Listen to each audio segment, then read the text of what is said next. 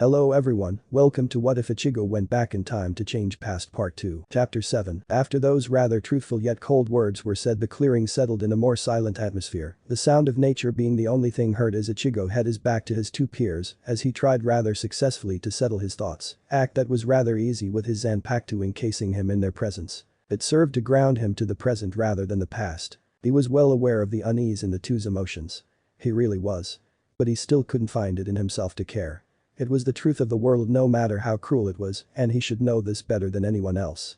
It was a part of this cruel game called life. But even if all the hardships and harsh experiences caused a gigantic scar in his soul, even as he almost gave up on life and everyone around him, he still hoped for a better tomorrow.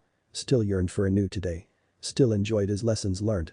Even then he still walked forward. Even if his reality might as well be fake. You know life is nothing but cruel and unfair, but even then we all strive forward to counter all that which says we're wrong. That is what it means to be alive. His new statement might as well had eased the whole situation, even as he had called life cruel.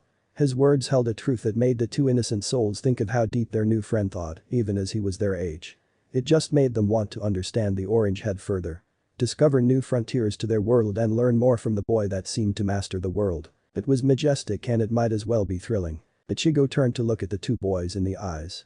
Trying with the best of his abilities to convey his very soul and emotions in his next words, as his frown turned into a full-blown smile that just looked breathtaking and blessing. But even as this cruel game called life tries to hold me down, I will still smile through it all and not waste time in unfruitful people. All that matters is that which is in front of me. Striving towards the future, right? The orange-haired Shinigami didn't dare say he was not surprised by Rimterm's intrusion. But at the same time he just couldn't say he was truly expecting the man to be nearby and much less eavesdropping. But going by Jakushirim's and Shunsui's expression, they were more than a little surprised if not shocked. I cannot say I agree with your way of seeing life, but at the same time I cannot find it in myself to disagree. Your view of the world is rather far-fetched and maybe even vague. Ichigo smirked, thinking of how his father was actually agreeing with him more than what he let on, but even then he would not say a thing. It was better that way, and he knew that if he even mentioned it, the Shiba head would most likely deny it. That was the kind of man he was. But even then I would like to know the answer to that question as well. Which one? Why are you unhappy, Ichigo? Ichigo blinked before remembering that the two had asked him this particular question as well.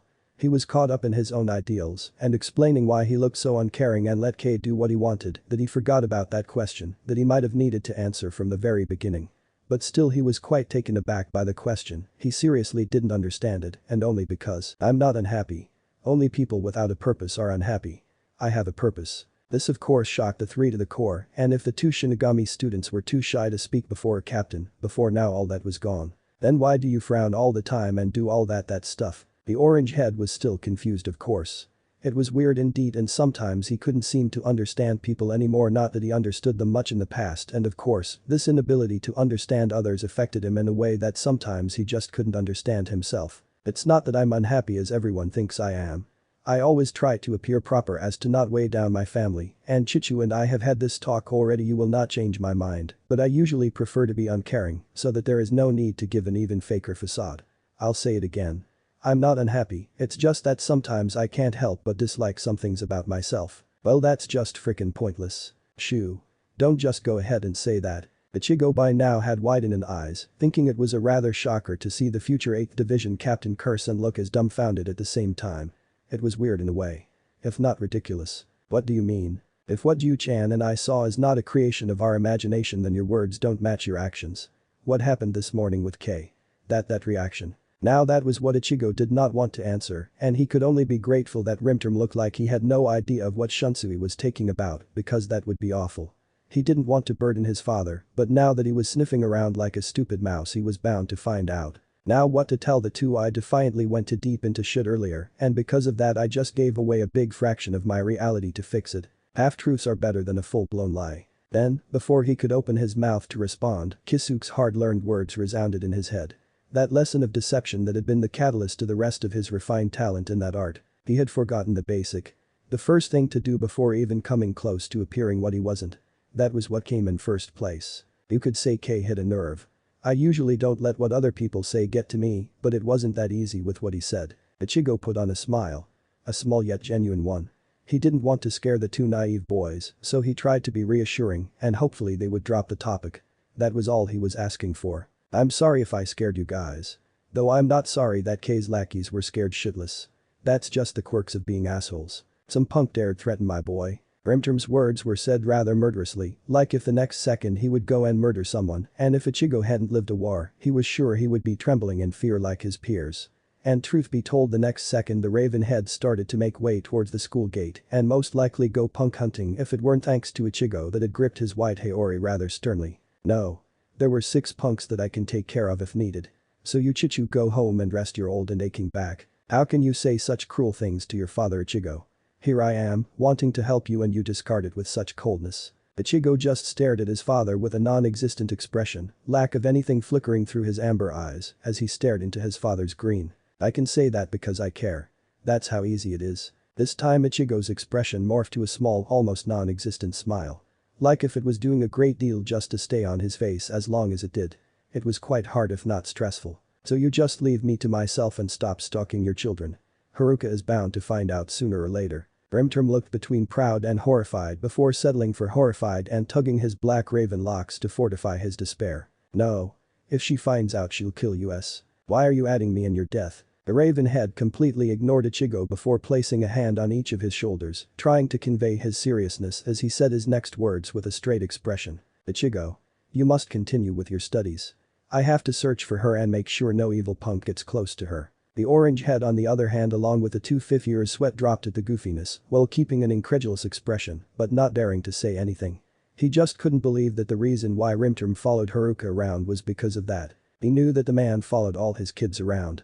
Not daily, but he most certainly did do it from time to time, but Ichigo was the only one to ever notice. It was kinda obvious for anyone that had a bit of skill in Reiatsu sensing. The man never cared to mask his presence anyway. The only thing Ichigo could be grateful for however was the fact that now the attention was on following Haruka around and not his problems. But of course the universe had to bring everything back. You 2 kids. I entrust you with my eldest son's soul. I have to get back to work, so play nice. And before any of the 3 academy students could say otherwise, the 10th squad captain left in a flicker of shunpo. Act invisible to the students' eyes with the exception of an undercover godlike being with orange hair. Paired to Asuku. The 3 were obviously left in a stupor, but before Shunsui Urgksherm could say anything about Ichigo's goofy yet serious father, said person turned around and stalked towards the academy gates in a practiced and elegant walk. Almost as if a tornado hadn't passed by and with his uncaring face back in place. Upon seeing this, the 2 started to walk towards their new friend, catching up silently before it was disrupted by none other than Shunsui that looked rather enthusiastic for someone that had just lived a tragic encounter with a Shiba head. Ichigo. Your father said he entrusted you with us, so that means he acknowledges us as your friends. So we must always stick together to take care of you like he said. This of course horrified the young Shiba and he couldn't avoid almost tripping on his feet as he turned to look wide-eyed at the brunette trying to continue his walk so that he wouldn't look ridiculous, though he doubted he was succeeded in doing so. That's just, you can't take seriously a guy like that. It would be lowering yourself to his banters and that just makes it all the more stupid. The outburst/stammer shocked yet amused the duo, thinking that they had found something that could easily rile up their new friend, even if he seemed to be the most composed person they had ever met. But of course everyone had their quirks. All the more reason to do so. What? 6. Once Ichigo had been able to rid himself of the 2 future captains, he had locked himself in his room, trying to find some peace to gather his thoughts as he was too shaken up by the previous argument banter. You sound like an old man. Those words made him jump because they weren't exactly his, even if they were said in his head, but they weren't necessarily someone else's. It was like a little voice in his head that sounded so similar to his own that he couldn't help but think it might be his conscious. You idiot. Like if you had something as convenient as that. You only have a depressing old man that happens to be the embodiment of a mass-murdering Quincy King and a genius, bloodthirsty, albino Shinigami Hollow. Ichigo thought about that, thinking that Zangetsu might as well be right if only excluding the genius part, but of course he didn't voice this out. More so because he knew that if he did he would be bad-mouthing himself, and that was something he didn't want. So instead Ichigo merely nodded before falling flat on his futon without so much as unstrapping his Zanpakuto, only lying face first on the soft surface as he let out a strained sigh. And no, you're acting like one too. Maybe you should go find yourself some geezers and play poker. This time Ichigo responded, but as he was lying on his face his voice came out muffled and incoherent, and as such all the albino could do was hope his king had noticed this fact and would repeat his words. Truth be told, the orange head did that precisely as he turned his head to the side, giving out another sigh as he once again spoke up. I don't think poker exists yet. What year are we in anyway? The previous substitute Shinigami thought about this.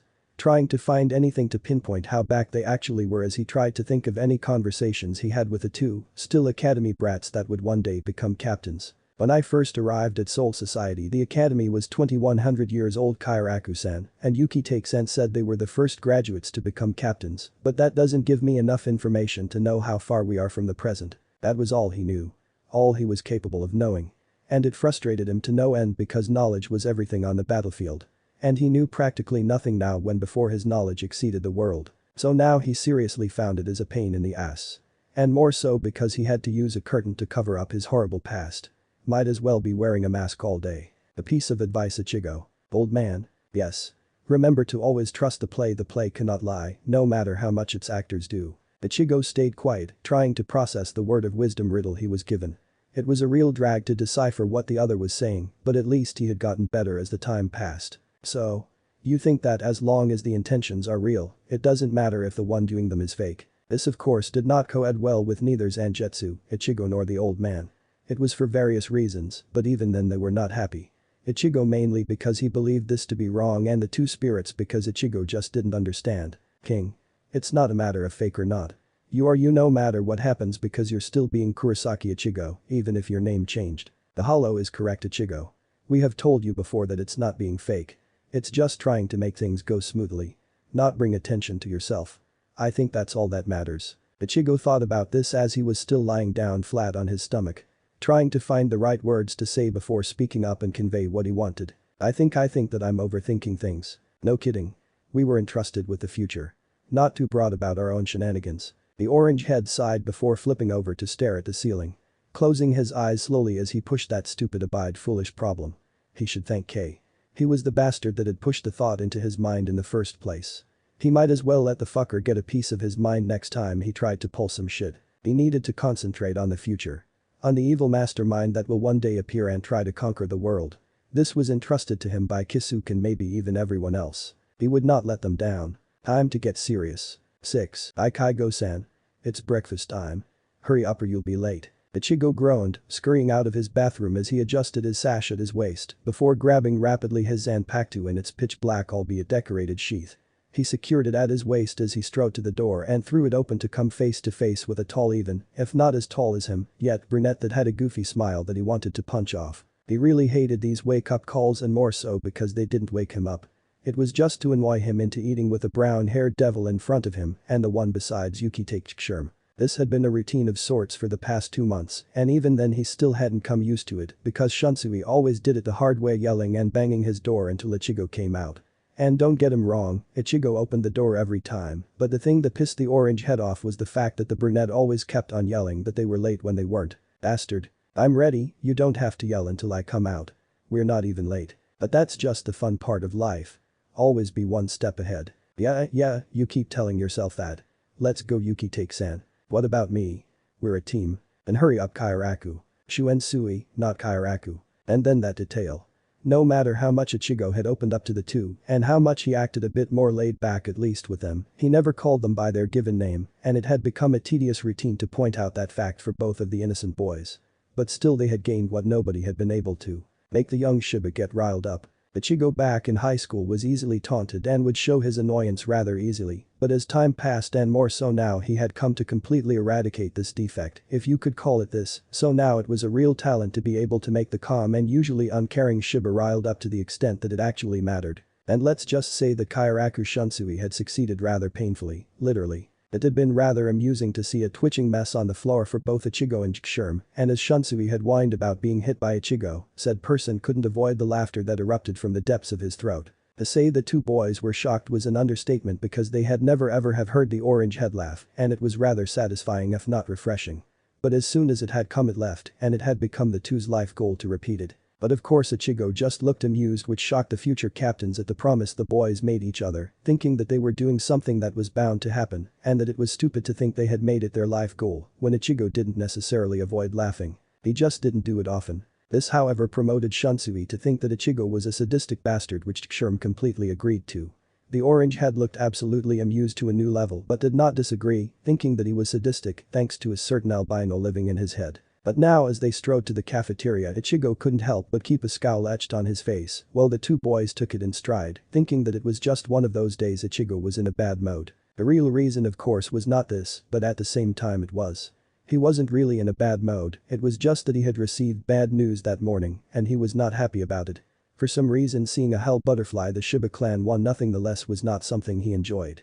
It always brought bad news, and this one had not been differently. Actually, it had been by the far the worst because Shiba Rimterm had never sounded so jumpy and jittery. Ichigo. I need you to come home after your morning classes.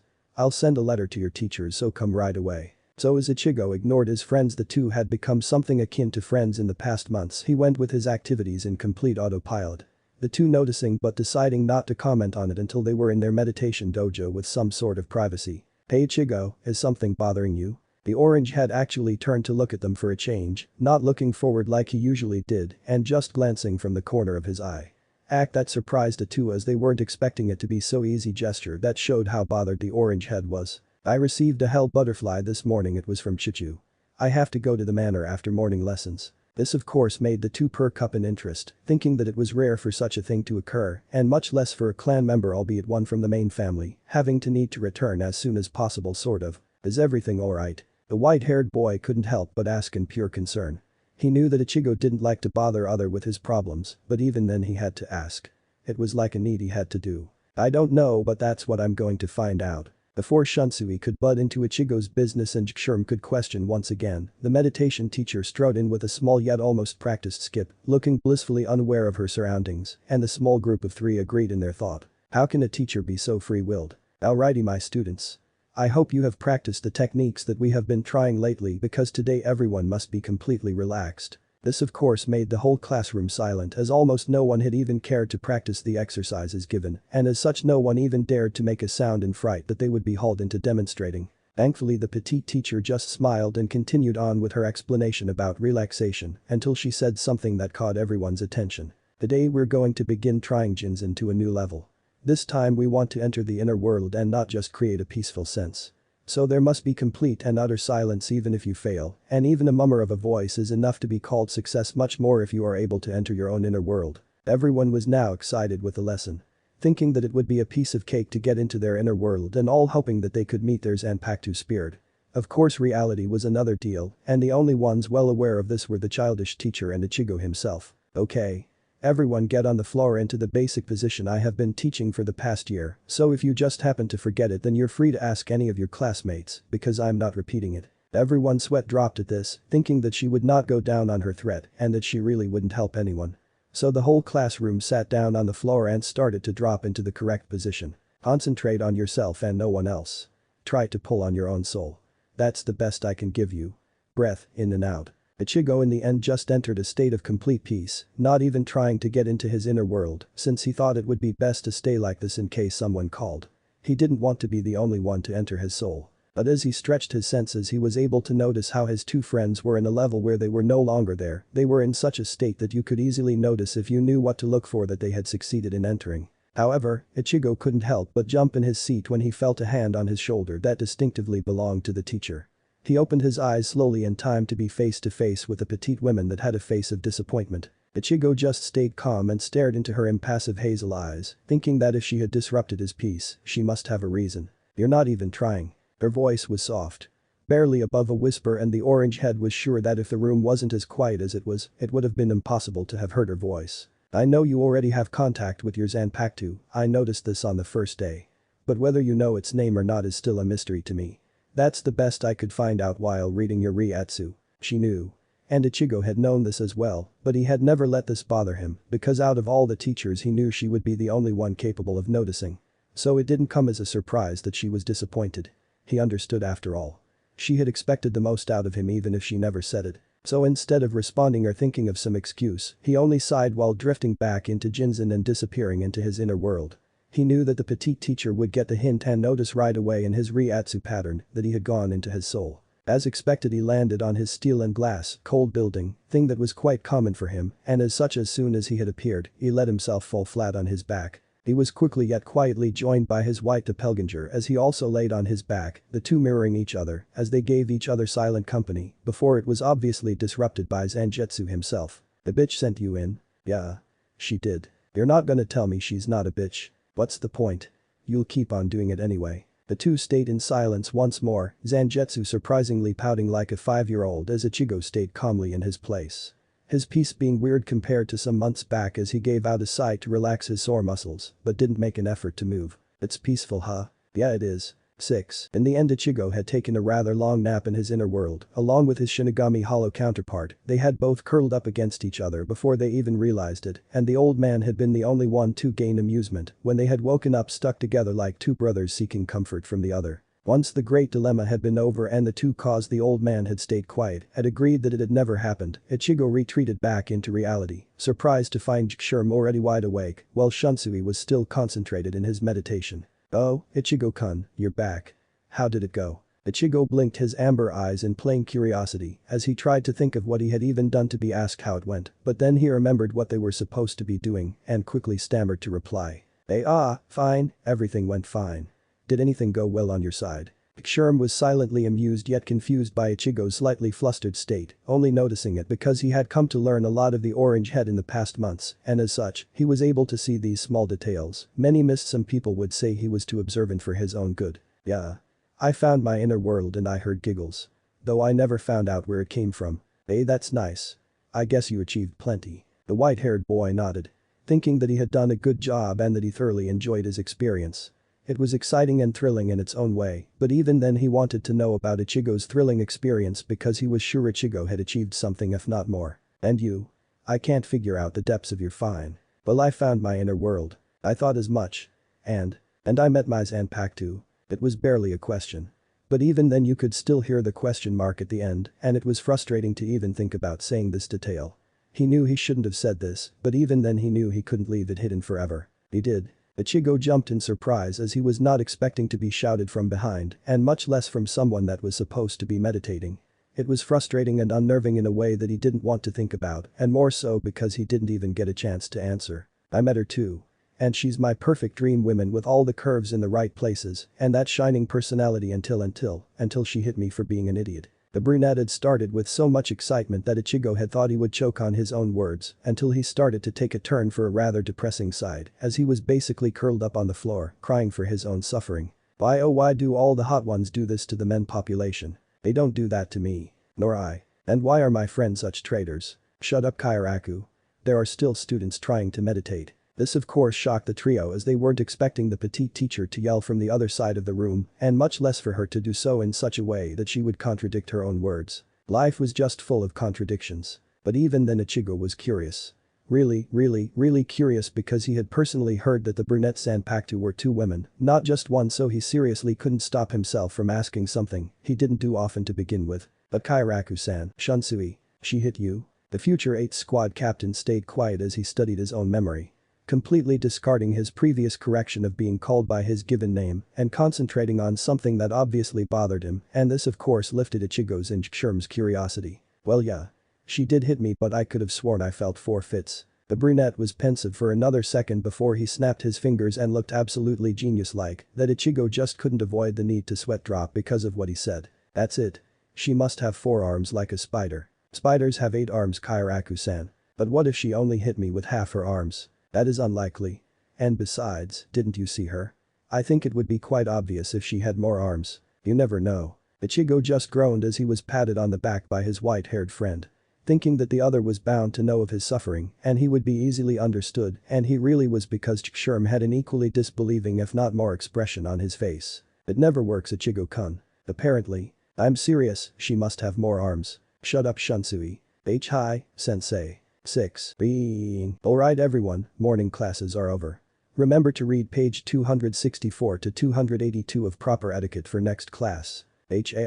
All the wannabe Shinigami scurried out of the classroom as they gathered their books and notes, trying to hurry up and rush away towards the cafeteria, with the exception of 3 particular boys that were patiently walking out the door and into the hallway. 2 of them happened to be slightly worried for the third when said person was as calm and composed as ever, emotions befit of his noble status that betrayed not a single thing. Ichigo?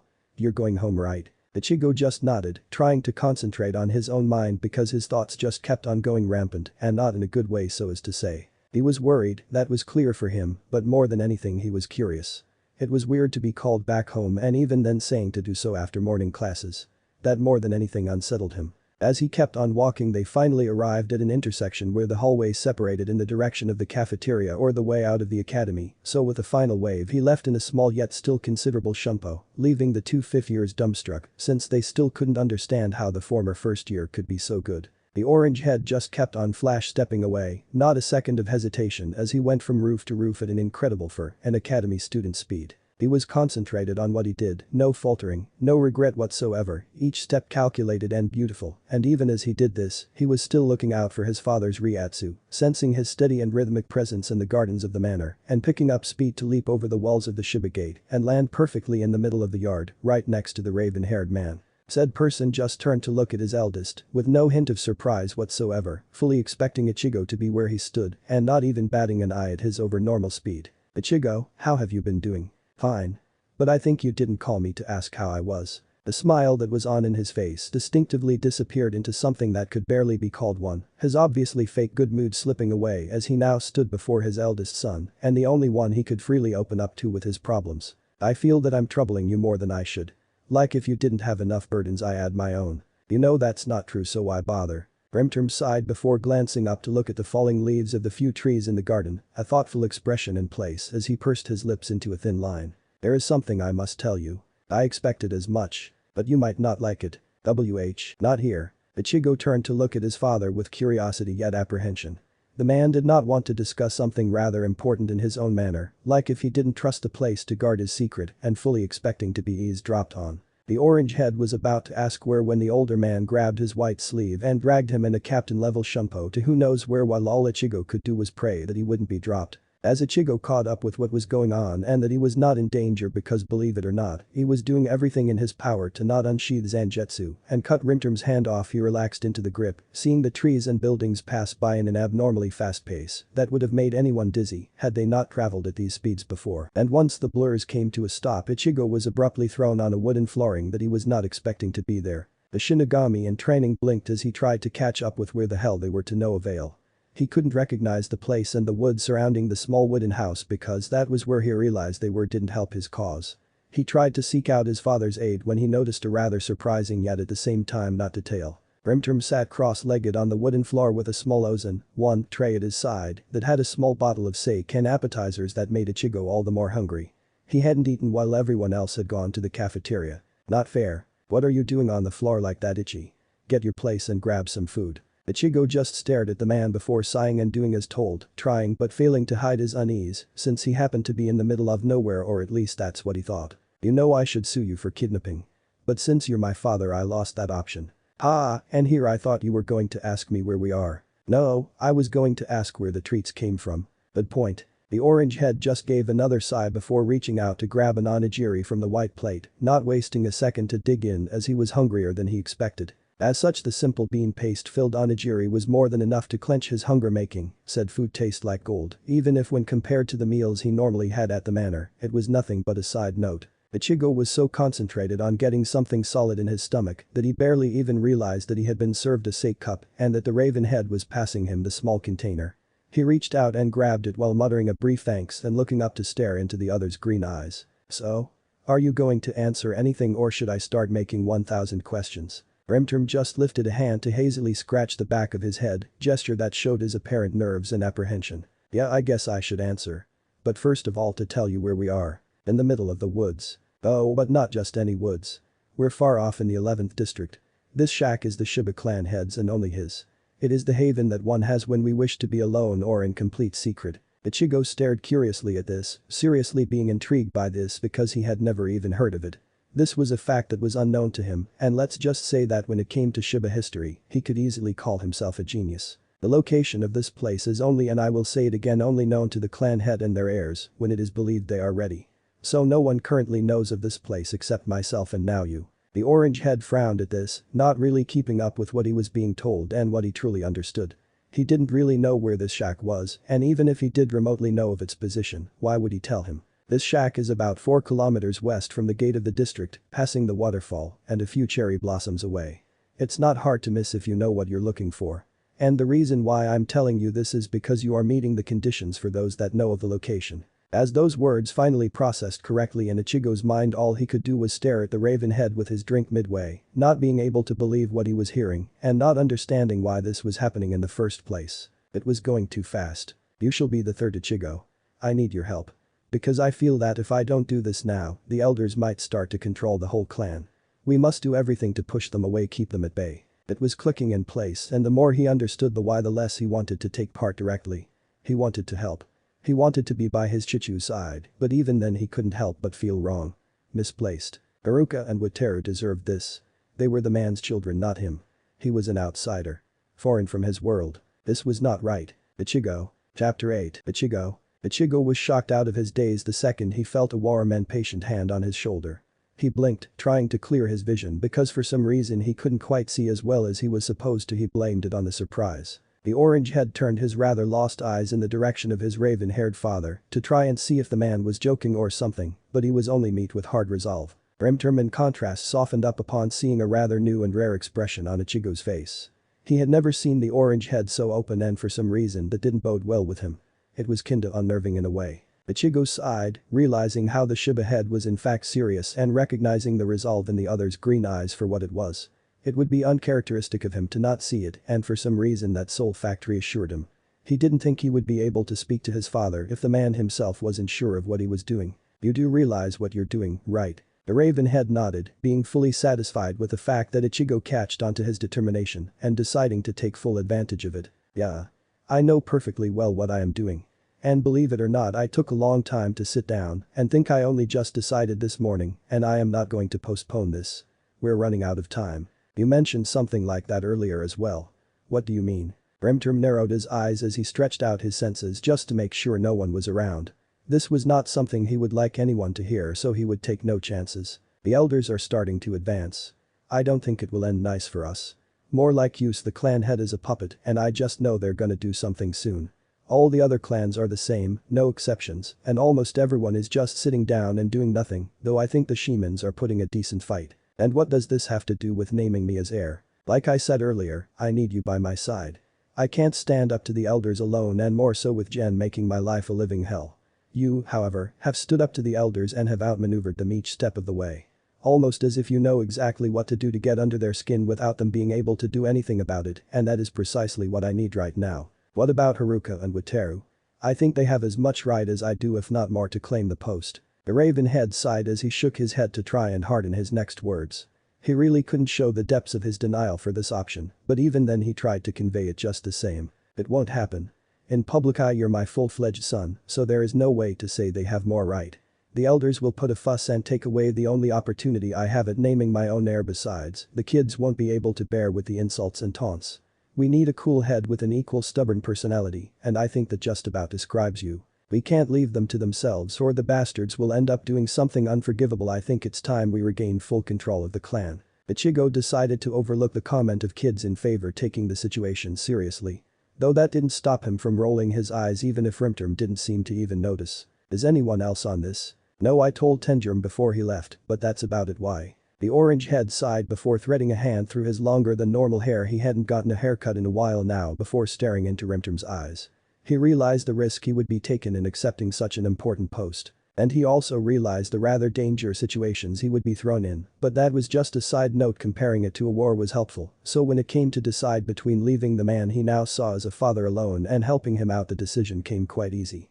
Now if he could only pause the announcement. You think we cannot tell the elders that I'm stepping up as heir? Then you'll do it. Ichigo was quite startled as he almost dropped his cup thanks to the sudden outburst.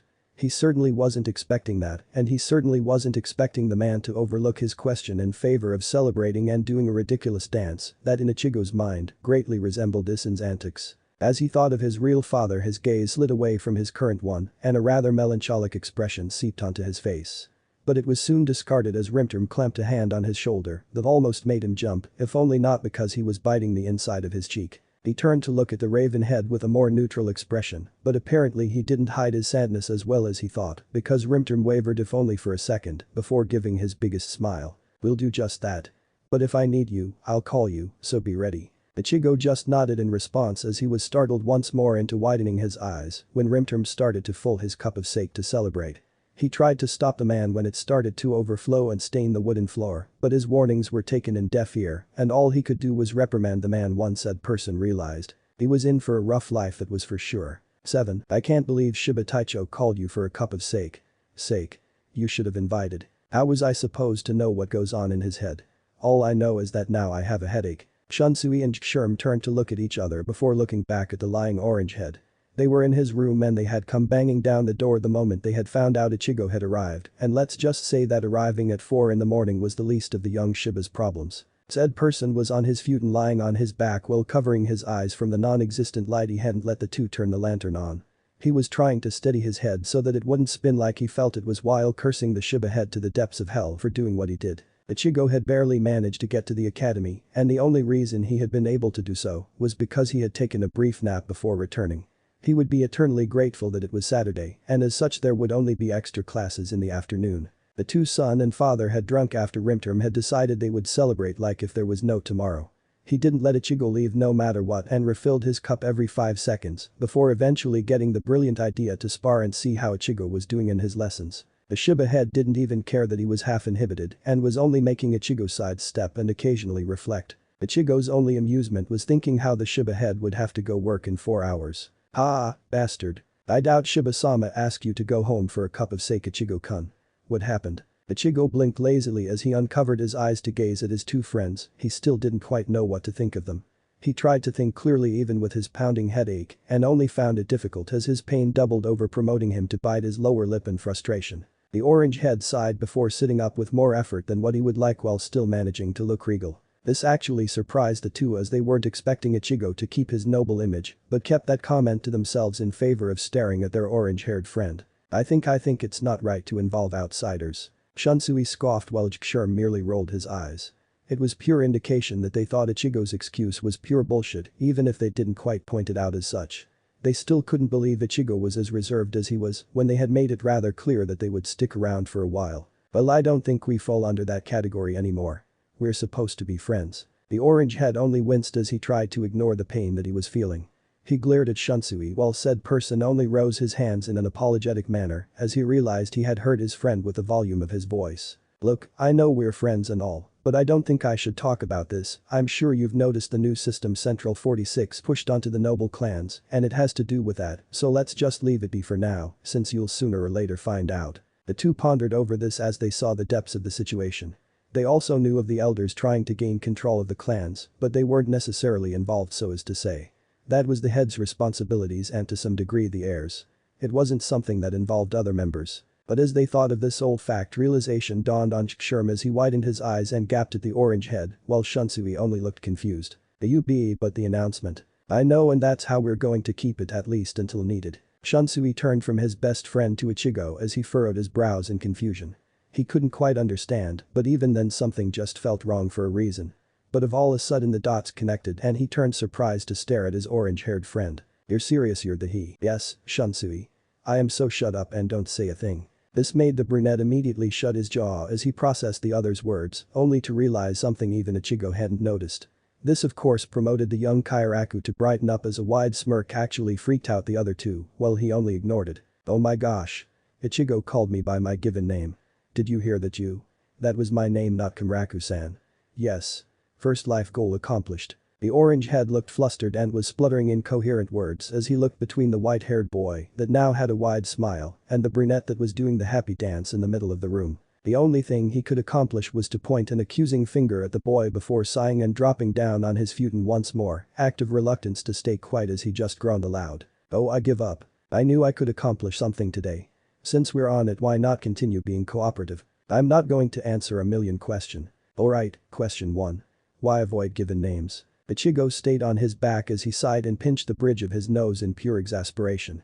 However, a new thought came to mind as he stared at his ceiling, through his eyes flashing a rather sadistic expression, even as he let his face stay calm with only a ghost of a smile in place. I wonder. There you go with your inner sadistic personality again. You're avoiding a simple question. There are complicated questions that have a simple answer. But there are also simple questions with complicated answers. And what's with the riddles? I have enough riddles with the one she gave me. This of course made Ichigo's previous expression morph to that of confusion as he sat up to look at the brunette with curiosity, burning deeply in his eyes, barely hidden beneath layers and layers of composure. His expression was mirrored by Ichigo that had stayed quiet until that moment. He had decided to let the other do the talking since it seemed he was getting somewhere, but now that Shunsui had said something off he couldn't help but look confused as well. Boo. Shunsui just blinked at Ichigo's question, not noticing the burning gaze his best friend had directed his way, nor how curious and intrigued the orange head looked. All he did was sheepishly scratch the back of his head before looking at the rather interesting floorboard while trying to hide his nerves. Well, I kinda fell asleep while waiting for you, and I heard my Zanpakuto speak to me in my dream. Though there were two voices, which one I did not recognize. However, she or they said some weird stuff. Like a riddle of some sort. What did they say? Shunsui turned to look at his white-haired best friend before gaining a thoughtful expression, tapping his chin to try and remember the exact words he was told while completely unaware of Ichigo's calm and almost blank demeanor. It was something like forget about our past encounter. The blood is smearing the future. The warm wind curls around the gates of heaven and hell that is probably a sign escape from our sorrowful fate, we are not a flower from hell. We will not let them ensnare us, we shall play our own game, we shall tell you our name as that is the simplest part. We are Kaiten Kunkatsu. Weird huh? I can't believe I remembered it in the first place. You know your Zanpakuto spirit's name. Don't yell Jkshurm, my head still hurts. Sorry, but anyway. Is it true Shunsui? Did they really tell you their name that easily? Well, yeah. They said their name and then poof, I woke up. Weird huh? Have you tried releasing it? The two boys turned to look at their orange-haired friend, thinking it was kinda weird to see him with such a different expression compared to his previous flustered state and Ichigo's inner sadistic side. They had never seen this blank and superior-like expression. It was like having a completely distinct person right in front of them. And no, I didn't have time. Ichigo kept on looking blank, trying to take into consideration all the varieties to see if there was something off about this situation, besides the fact that Shunsui was really ahead in contact with his Zanpakuto, but not being able to form any concrete hypothesis. He knew too little of the past to know if his presence affected it in some way. But even then he couldn't let this pass. He needed to know more about this situation no matter what so he wouldn't stay quiet, not when dealing with such an important topic like this. We should go and try. Now? Yes now. It's barely 5 in the morning. I sometimes wake up at that time to train. You're just an overachiever. Fact that I do not care to debate about. Let's just go to the dojo and get this over with. Shunsui just pouted before glancing to look at his white-haired companion, not being able to believe that the other held a curious expression and looked like he wholeheartedly agreed with the orange head. So instead of getting into an argument he stood up as Jkshurm did the same, glancing to look at the still sitting orange head before offering his hand which the other looked at curiously. Let's just go. You're not going to leave me alone until we go. Ichigo looked shocked for a second before he let his orange bangs cover his expression that quickly morphed into a small smile, gesture that was missed by the two boys, even as he grabbed the brunette's hand to stand up. He didn't really want the other two boys to know he was actually enjoying himself. Alright then. Grab your Zanpakuto and we'll all go to the dojo. 7. So how does this work exactly? You don't even know. What have we been learning the last couple of weeks? Stuff. Ichigo tightened his fist, doing everything in his power to not punch the other as he took a steady breath to control his ragging headache. Please kill me. He turned to look at his white-haired friend, finding the other with an equally disbelieving expression that showed just how surprised he was at Shunsui's statement. Apparently even he didn't believe it was possible for the brunette to have discarded such an important lesson when he really did. Okay, you have to well first you try to how to explain it. You search deep within your soul for those words that resound in the very depths. Those words will probably be your release phrase or at least a hint to finding them. The two best friends turned to stare at the orange head as they conveyed obvious disbelief. They couldn't help but wonder how in the world Ichigo knew about the topic, almost as if he knew perfectly well what he was talking about and like if he had experience himself. Ichigo on the other hand just stared blankly before sighing and averting his gaze from the two boys in a timid sort of way that showed the little shame he was feeling at having said something that sounded a little bit strange. But even then he tried to contain his nerves by grabbing earnestly the hilt of his own Zanpakuto. Look just try and do as I explained and see if you can find anything. The brunette along with Jkshurm looked about ready to question the other but stopped the urge in favor of unsheathing his Zanpakuto and concentrating on the metal piece before him. Alright, concentrate, easier said than done. Shunsui shut his eyes to try and do as he was told, reaching into the depths of his very soul as Ichigo had described it and hearing a whisper while following his instincts to mutter those same words. He barely understood them as he gave his soul attention and condensing his power on the soul metal blade before him. Flower wind rage and flower god roar, heavenly wind rage and heavenly demon sneer. Kaiten Kumkatsu. The blade shinned a bright blue in the brunette's signature color.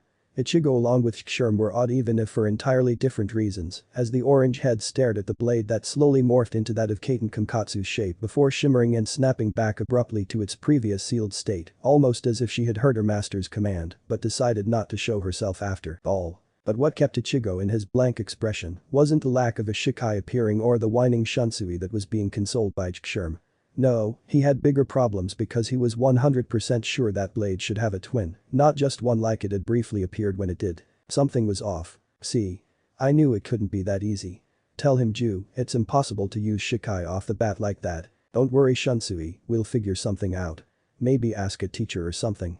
Or we could even consult it with Yamamoto Dono. At the mention of the old man's name the three boys couldn't help but shudder, an unrequired shiver going down their spines as the mere thought of the captain commander and headmaster and his monstrous knowledge along with power. Ichigo was feeling the same shiver and couldn't help but think how the geezer was scarier now than in his past, no matter how calmly he acted in front of the guy.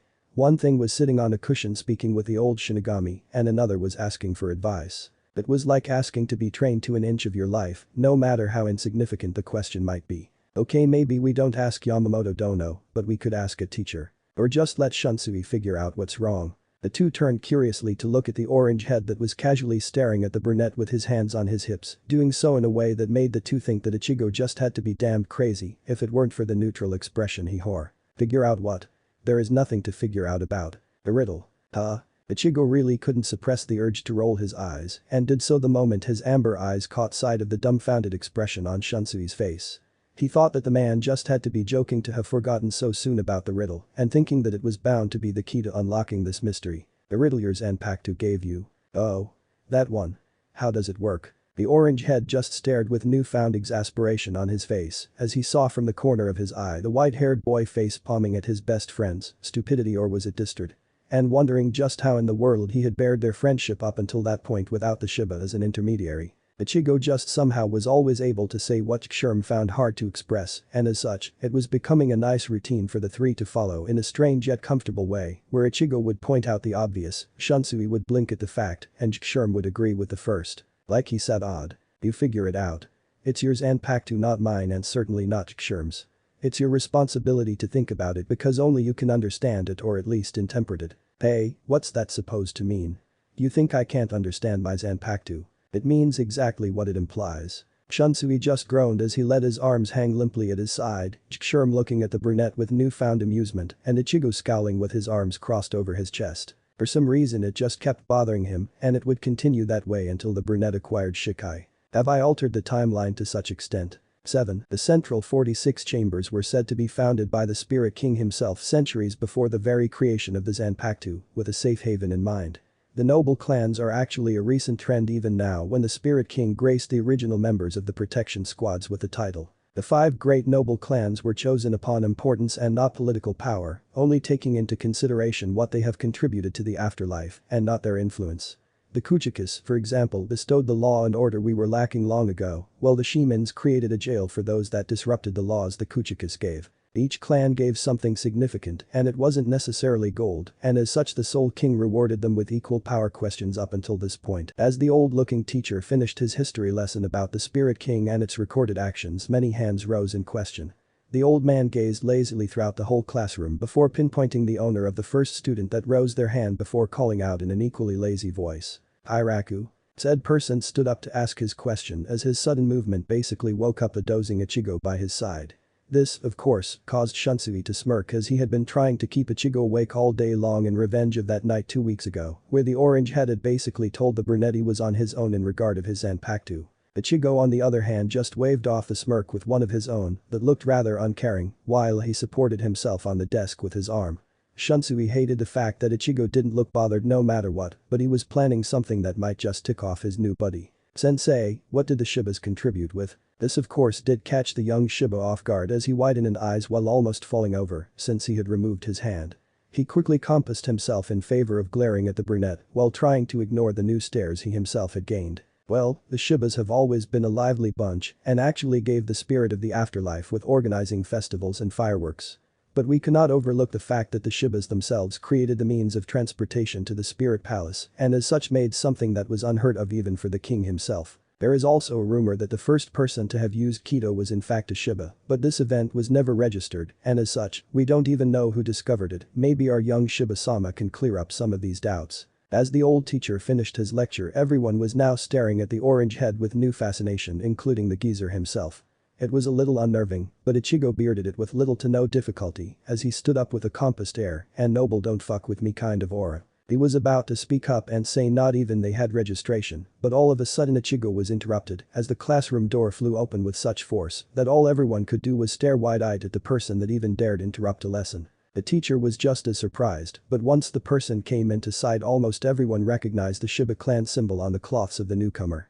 Ichigo was the only one to really recognize the person for who he was, but even he was surprised by the panting and flustered clan servant basically at his doorstep. I apologize for the interruption, but I have come with an important message for Ichigo-sama that could not wait. Ichigo narrowed his eyes before walking up front as he didn't even wait for permission and received the crumpled letter while completely discarding the bow he was given by the Shiba servant. He unfolded it and read it with a blank expression, even if he was basically raging inside before biting the inside of his cheek to avoid yelling out loud in pure anger. Ichigo crumpled up the already crumpled letter before turning up to look at the servant that quickly flinched upon making eye contact with the young Shiba.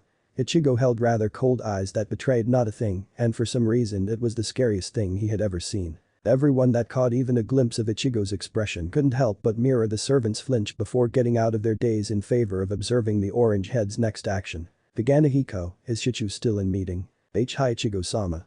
He was only able to give instructions when they had a short break. Will you intervene, sir? Ichigo only gritted his teeth before nodding his head and turning to look at his teacher for the first time since the ordeal happened. Sensei, may I leave? I believe I do not have the authority to stop you. The orange head dipped his head in brief thanks before turning back to the bulky servant.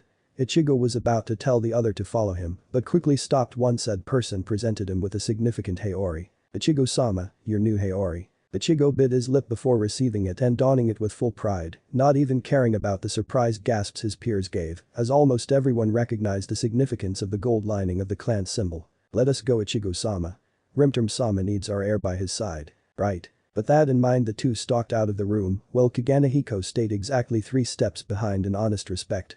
Ichigo of course realized this and only sighed before speeding up in a fast walk down the halls before an idea came to mind. With this new thought he turned to look from the corner of his eye towards the Shiba servant without stopping, promoting said person to straighten up even as he walked. Kaganehiko, I need you to go get me something. Of course Ichigo-sama. Fetch the Central 46 law book in my room and bring it to me in the manor. I'll go ahead. Hi. Ichigo Flash stepped away from the academy and left the other behind with one goal in mind. He couldn't help but feel apprehension, and he just knew he would have to play his trump card if the situation was as bad as he thought. But even then he couldn't believe that he had needed to come out as heir so soon, nor could he believe that the shitty geezers had moved so soon. And more than anything he found repugnant what the elders were doing at this moment in the meeting room just because they felt they had the right. Bastards are trying to marry us off. Chapter 9. In the confinements of the Shiba Manor, nobody dared say a word. Even the usual chirping birds had gone to a still as if they are aware of the torment going on. The retainers stayed wary, even as they were told everything would be alright, but no one could really blame them when even the family stayed preoccupied. The clan members of the main family were all holed up in the tirum, neither wanting to hear nor wanting to miss a thing, because if the yells and arguments were to go by, the meeting wasn't going well for them. This is disrespectful. Blasphemy. How dare you tarnish our clan like some circus act? I knew my brother should have never given you the head of the clan. If anyone here is going to bring the clan down, it's you and your manipulation, Genji-sama. How dare you accuse me? A thud resounded through the thin walls of the Shiba Manor, and the two siblings couldn't help but wince at the loud noise. They wanted to help. They wanted to barge into the meeting room and give the geezers a piece of their mind, but they knew it was impossible. The meeting had been prolonged long enough, and even if they weren't particularly invited to hear, they did so anyway. Now, they had a good idea of what was going on, and neither was happy. Haruka was ragging with unhidden homicidal anger, and Wataru wasn't faring any better, his immature side making him all the more rash. The only reason why he hadn't inclined more to his impulsive side was thanks to Haruka, who had a strong grip on his sea blue kimono. Barini, do you think Chichiyu will lose and we'll have to marry some idiot nobles? The raven-haired girl scowled and turned to look at her brother. She was feeling hopeless in the midst of the situation, but the best thing she could do was hope, as ironic as it sounds, so seeing Wataru out was not what they needed. Of course. Chichiyu will come on top in the end. He's the clan head, he has to win. The young teen shook his head to disagree with his sister, as said person only furrowed her eyebrows in confusion. Wataru didn't want to doubt his sister or father, but the situation was looking rather bad. Their words don't match with the circumstances we're in. Haruka pouted in pure displeasure, as she couldn't quite disregard the comment. It was true in a way, but being negative was not what she wanted, and Wataru wasn't helping. She sighed, thinking how she missed the small boy that just listened and nodded. This Wataru was so dense. Wataru on the other hand just stared at his sister for a while before averting his gaze when he heard another incoherent yell. He hated to wait, but right now that was his only option at least until his beloved Ichinai arrived. Haruka, do you think Kaganehiko contacted Ichinai already? Eh? Oh, yeah. He should have at least though. I don't know what help Ichigo would be, and Chichiyu didn't let anyone read the message he sent him, nor did Kaganehiko tell us. That's so unfair. Well, I doubt Chichiyu would have asked for Ichinai on a whim. The amber-eyed girl only nodded in agreement. This was something she was in honest understanding with Wataru, and she just wished Ichigo would be able to do something. All of a sudden, a loud clank took them out of their stupor. They both rapidly turned to look in the direction of the shoji door, only to widen in eyes. At the door stood their dearest Ani-sama, with the coldest expression they had ever seen on him and had never thought possible. Ichigo's amber eyes were frozen and unnerving in a way. His bottled-up emotions, being visible only through those orbs that were like an open book. And then, to top it off, the imposing Haori with the golden lining that had them gaping at the sheer significance of that cloth. Ichigo hadn't really noticed the presence of his two siblings, but once he did he tried to soften his eyes with little to no difficulty in a way to reassure them.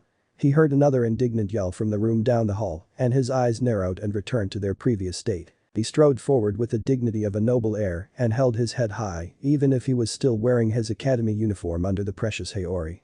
The orange head kept his expression in place, and with the most strength he could muster, he threw open the door, causing an equally if not more loud clank. All the occupants of the meeting room froze to a still, as the 5 clan elders and Rimterm stared wide-eyed at the newcomer. Rimterm's expression, however, soon turned for the better as his green eyes hardened with new resolve. The elders, however, didn't take it well, and once they spotted the golden lining on Ichigo's Haori, their approval went downhill. Jen, in contrast with the dumbstruck geezers, growled under his breath as he stared indignantly at the orange head in honest gesture of fury. He was already riled up as it was, but now having an interruption and one by the apparent heir they did not know of was more than enough to make his small fuse explode. Disgraceful. You plan to tarnish our clan further with these monstrosities. No, Oji-sama. If anyone is fit to lead this clan, it's Ichigo. And all 5 of you have seen it before. A silent murmur went between the 4 elders as they momentarily discarded Jen's opinions, all of them thinking something along those lines, but were not able to do much about it. This, however, did not last long as Jen sent a furious glare to the 4 subdued elders, causing said persons to obey and shrink under his gaze without a second thought. This brat plans to lead this honorable clan. Do not speak lowly of my son. He is. I can very well prove you wrong and outdo you in anything you throw my way, Jai-sama. The two shifted to stare at the orange head as he intervened, both being mildly shocked that Ichigo remained his calm in the midst of it all. Ichigo, on the other hand, averted his gaze to look directly at Jen with his cold, unnerving eyes. Said person involuntarily flinched and averted his eyes as discreetly as possible. But what he didn't quite notice was how his action almost looked like a half-baked bow. In response, the Shiba heir gave a rather warm smile, behind it hid his sadistic side. That made Rimterm grin from ear to ear and want to give Ichigo a pat in the back, but refrained from doing that since they still had matters to attend. The orange head closed the door quietly behind him as he completely strode in and sat beside his father with all the etiquette while leaving not a hint of disgrace so as to prove Jen wrong. Rimterm beamed proudly and turned to look at Ichigo, all the while maintaining his smile and looking stronger than ever, and that might as well be true. Council, I present to you the heir of the Shiba clan and soon to be 3rd head of said clan. He has all the right to be here and as such there shall be no arguments. One of the subdued elders hesitantly nodded while taking the reins of the elders, taking into account what Rimterm said, but still knowing his place. I believe there are no predicaments. Good. Now that we have everything cleared out, I believe we should continue, Genji-sama. Yes, I believe so. Matsuoka, explained to our heir what we were discussing. One of the fidgety elders flinched at the tone used but straightened up soon enough, making Ichigo believe that said person was Matsuoka. The man, looking no older than 50, but even then having snow-white hair and piercing green eyes, shifted his gaze to look at Ichigo, quivering slightly under his cold eyes and a sadistic smile, along with Jen's harsh glare. But soon enough, Ichigo noticed this and softened up his eyes so that the man, because that was what he was, no matter how much he acted like a kid being reprimanded, would relax. Matsuoka seemed to take a hint and gave a bow in thanks, as he felt better than before. He tried to keep his act together even as Jen hardened his glare and concentrated on the rather compassionate air even if Ichigo didn't quite give that image. Oh, of course. We were discussing an important issue that has been ignored up until now. The clan has many members at age, and even then none marry, and we are worried for the clan's prosperity. So we have decided to implement a method that has been used before and is also practiced in other clans, and will start to arrange marriages. We shall start with the main family and will find suitable partners out of the many proposals we receive monthly. There shall be political interests in mind, but we will also bear in mind the compatibility with the soon-to-be wed.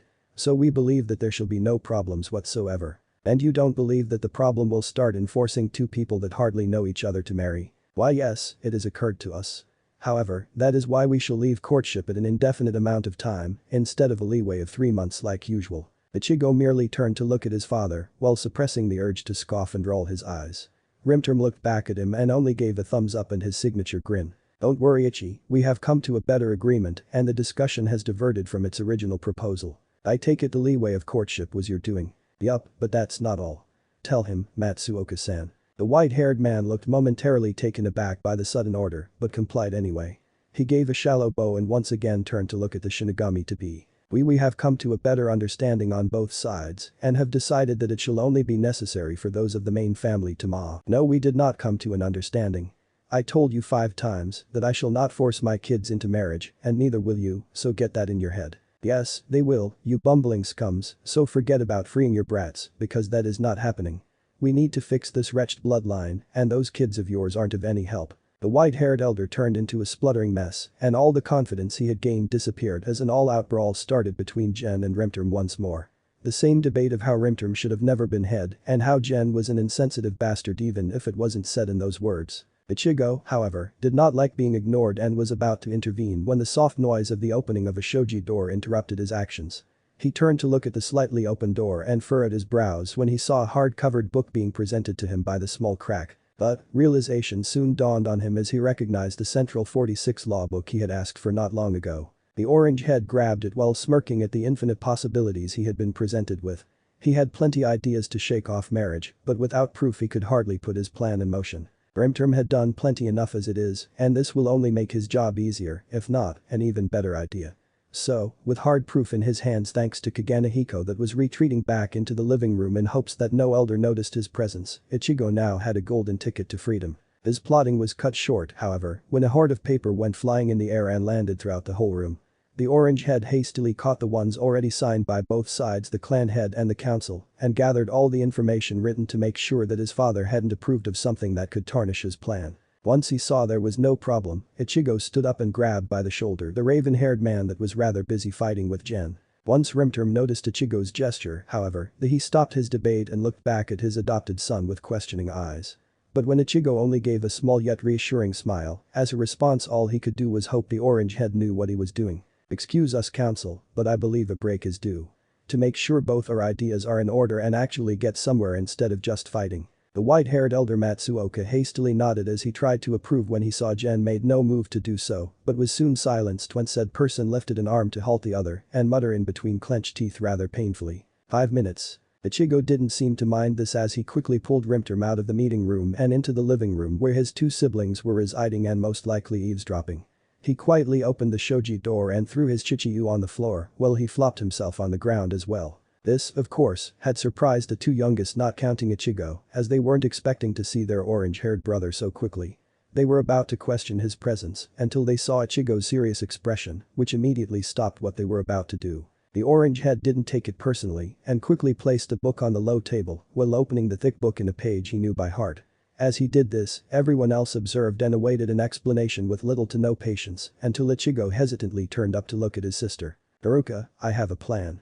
But you might not like it. Haruka stared dumbfounded at Ichigo until her amber eyes hardened in pure determination as she stared into Ichigo's similar orbs. She nodded before taking a deep breath and turning back to stare at her eldest brother. If it can save the rest of the clan, then I'll do anything. Haruka, you can't just. I know what you want to say Chichiyu, but I can't be selfish and whimsical when I can do something to save the rest. I want to protect the clan too. Rimterm clamped his jaw shut as he saw the hard determination on his only daughter's expression.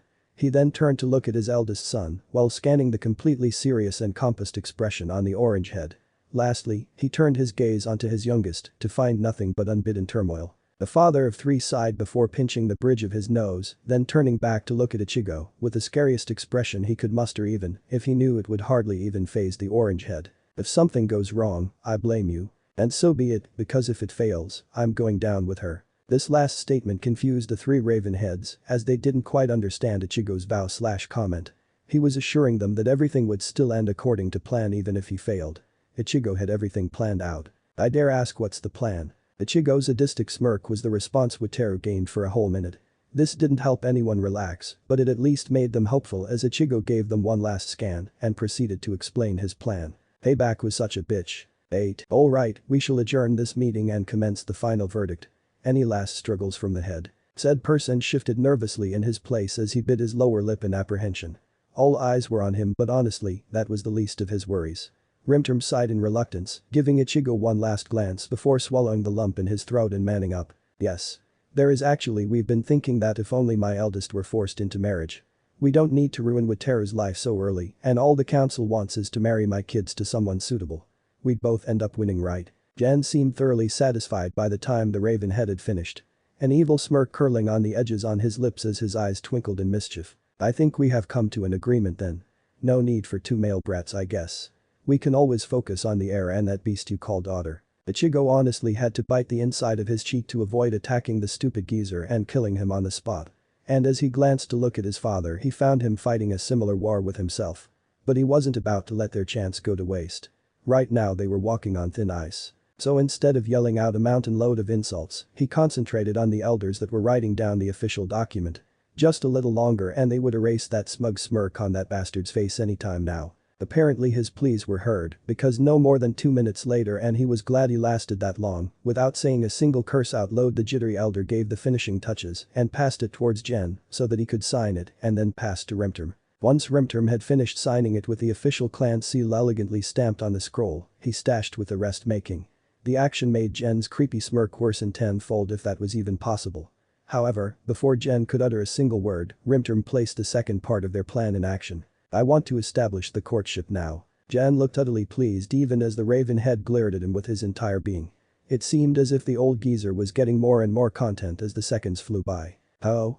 Then I imagine you already have an option in mind. That's right.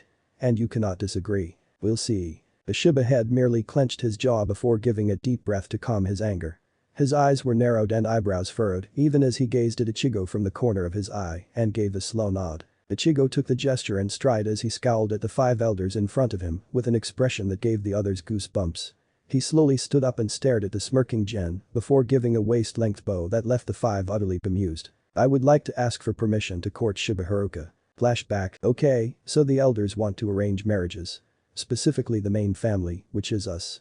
So we'll just give them what they want. Ichigo, you aren't advising we actually let them arrange your marriages, are you? The orange head smirked in an evilly yet sadistic way that just so happened to unnerve the Shiba head.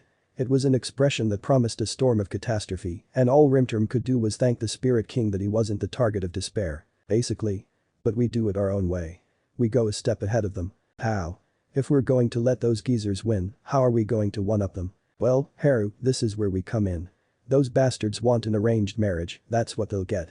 They already agreed to leave the clan alone so long as we marry. And if we can convince them to let Wataru out, then that would just leave you and me. A male and a female. The 10th squad captain suddenly widened in eyes as he put 2 plus 2 together and gaped astonished.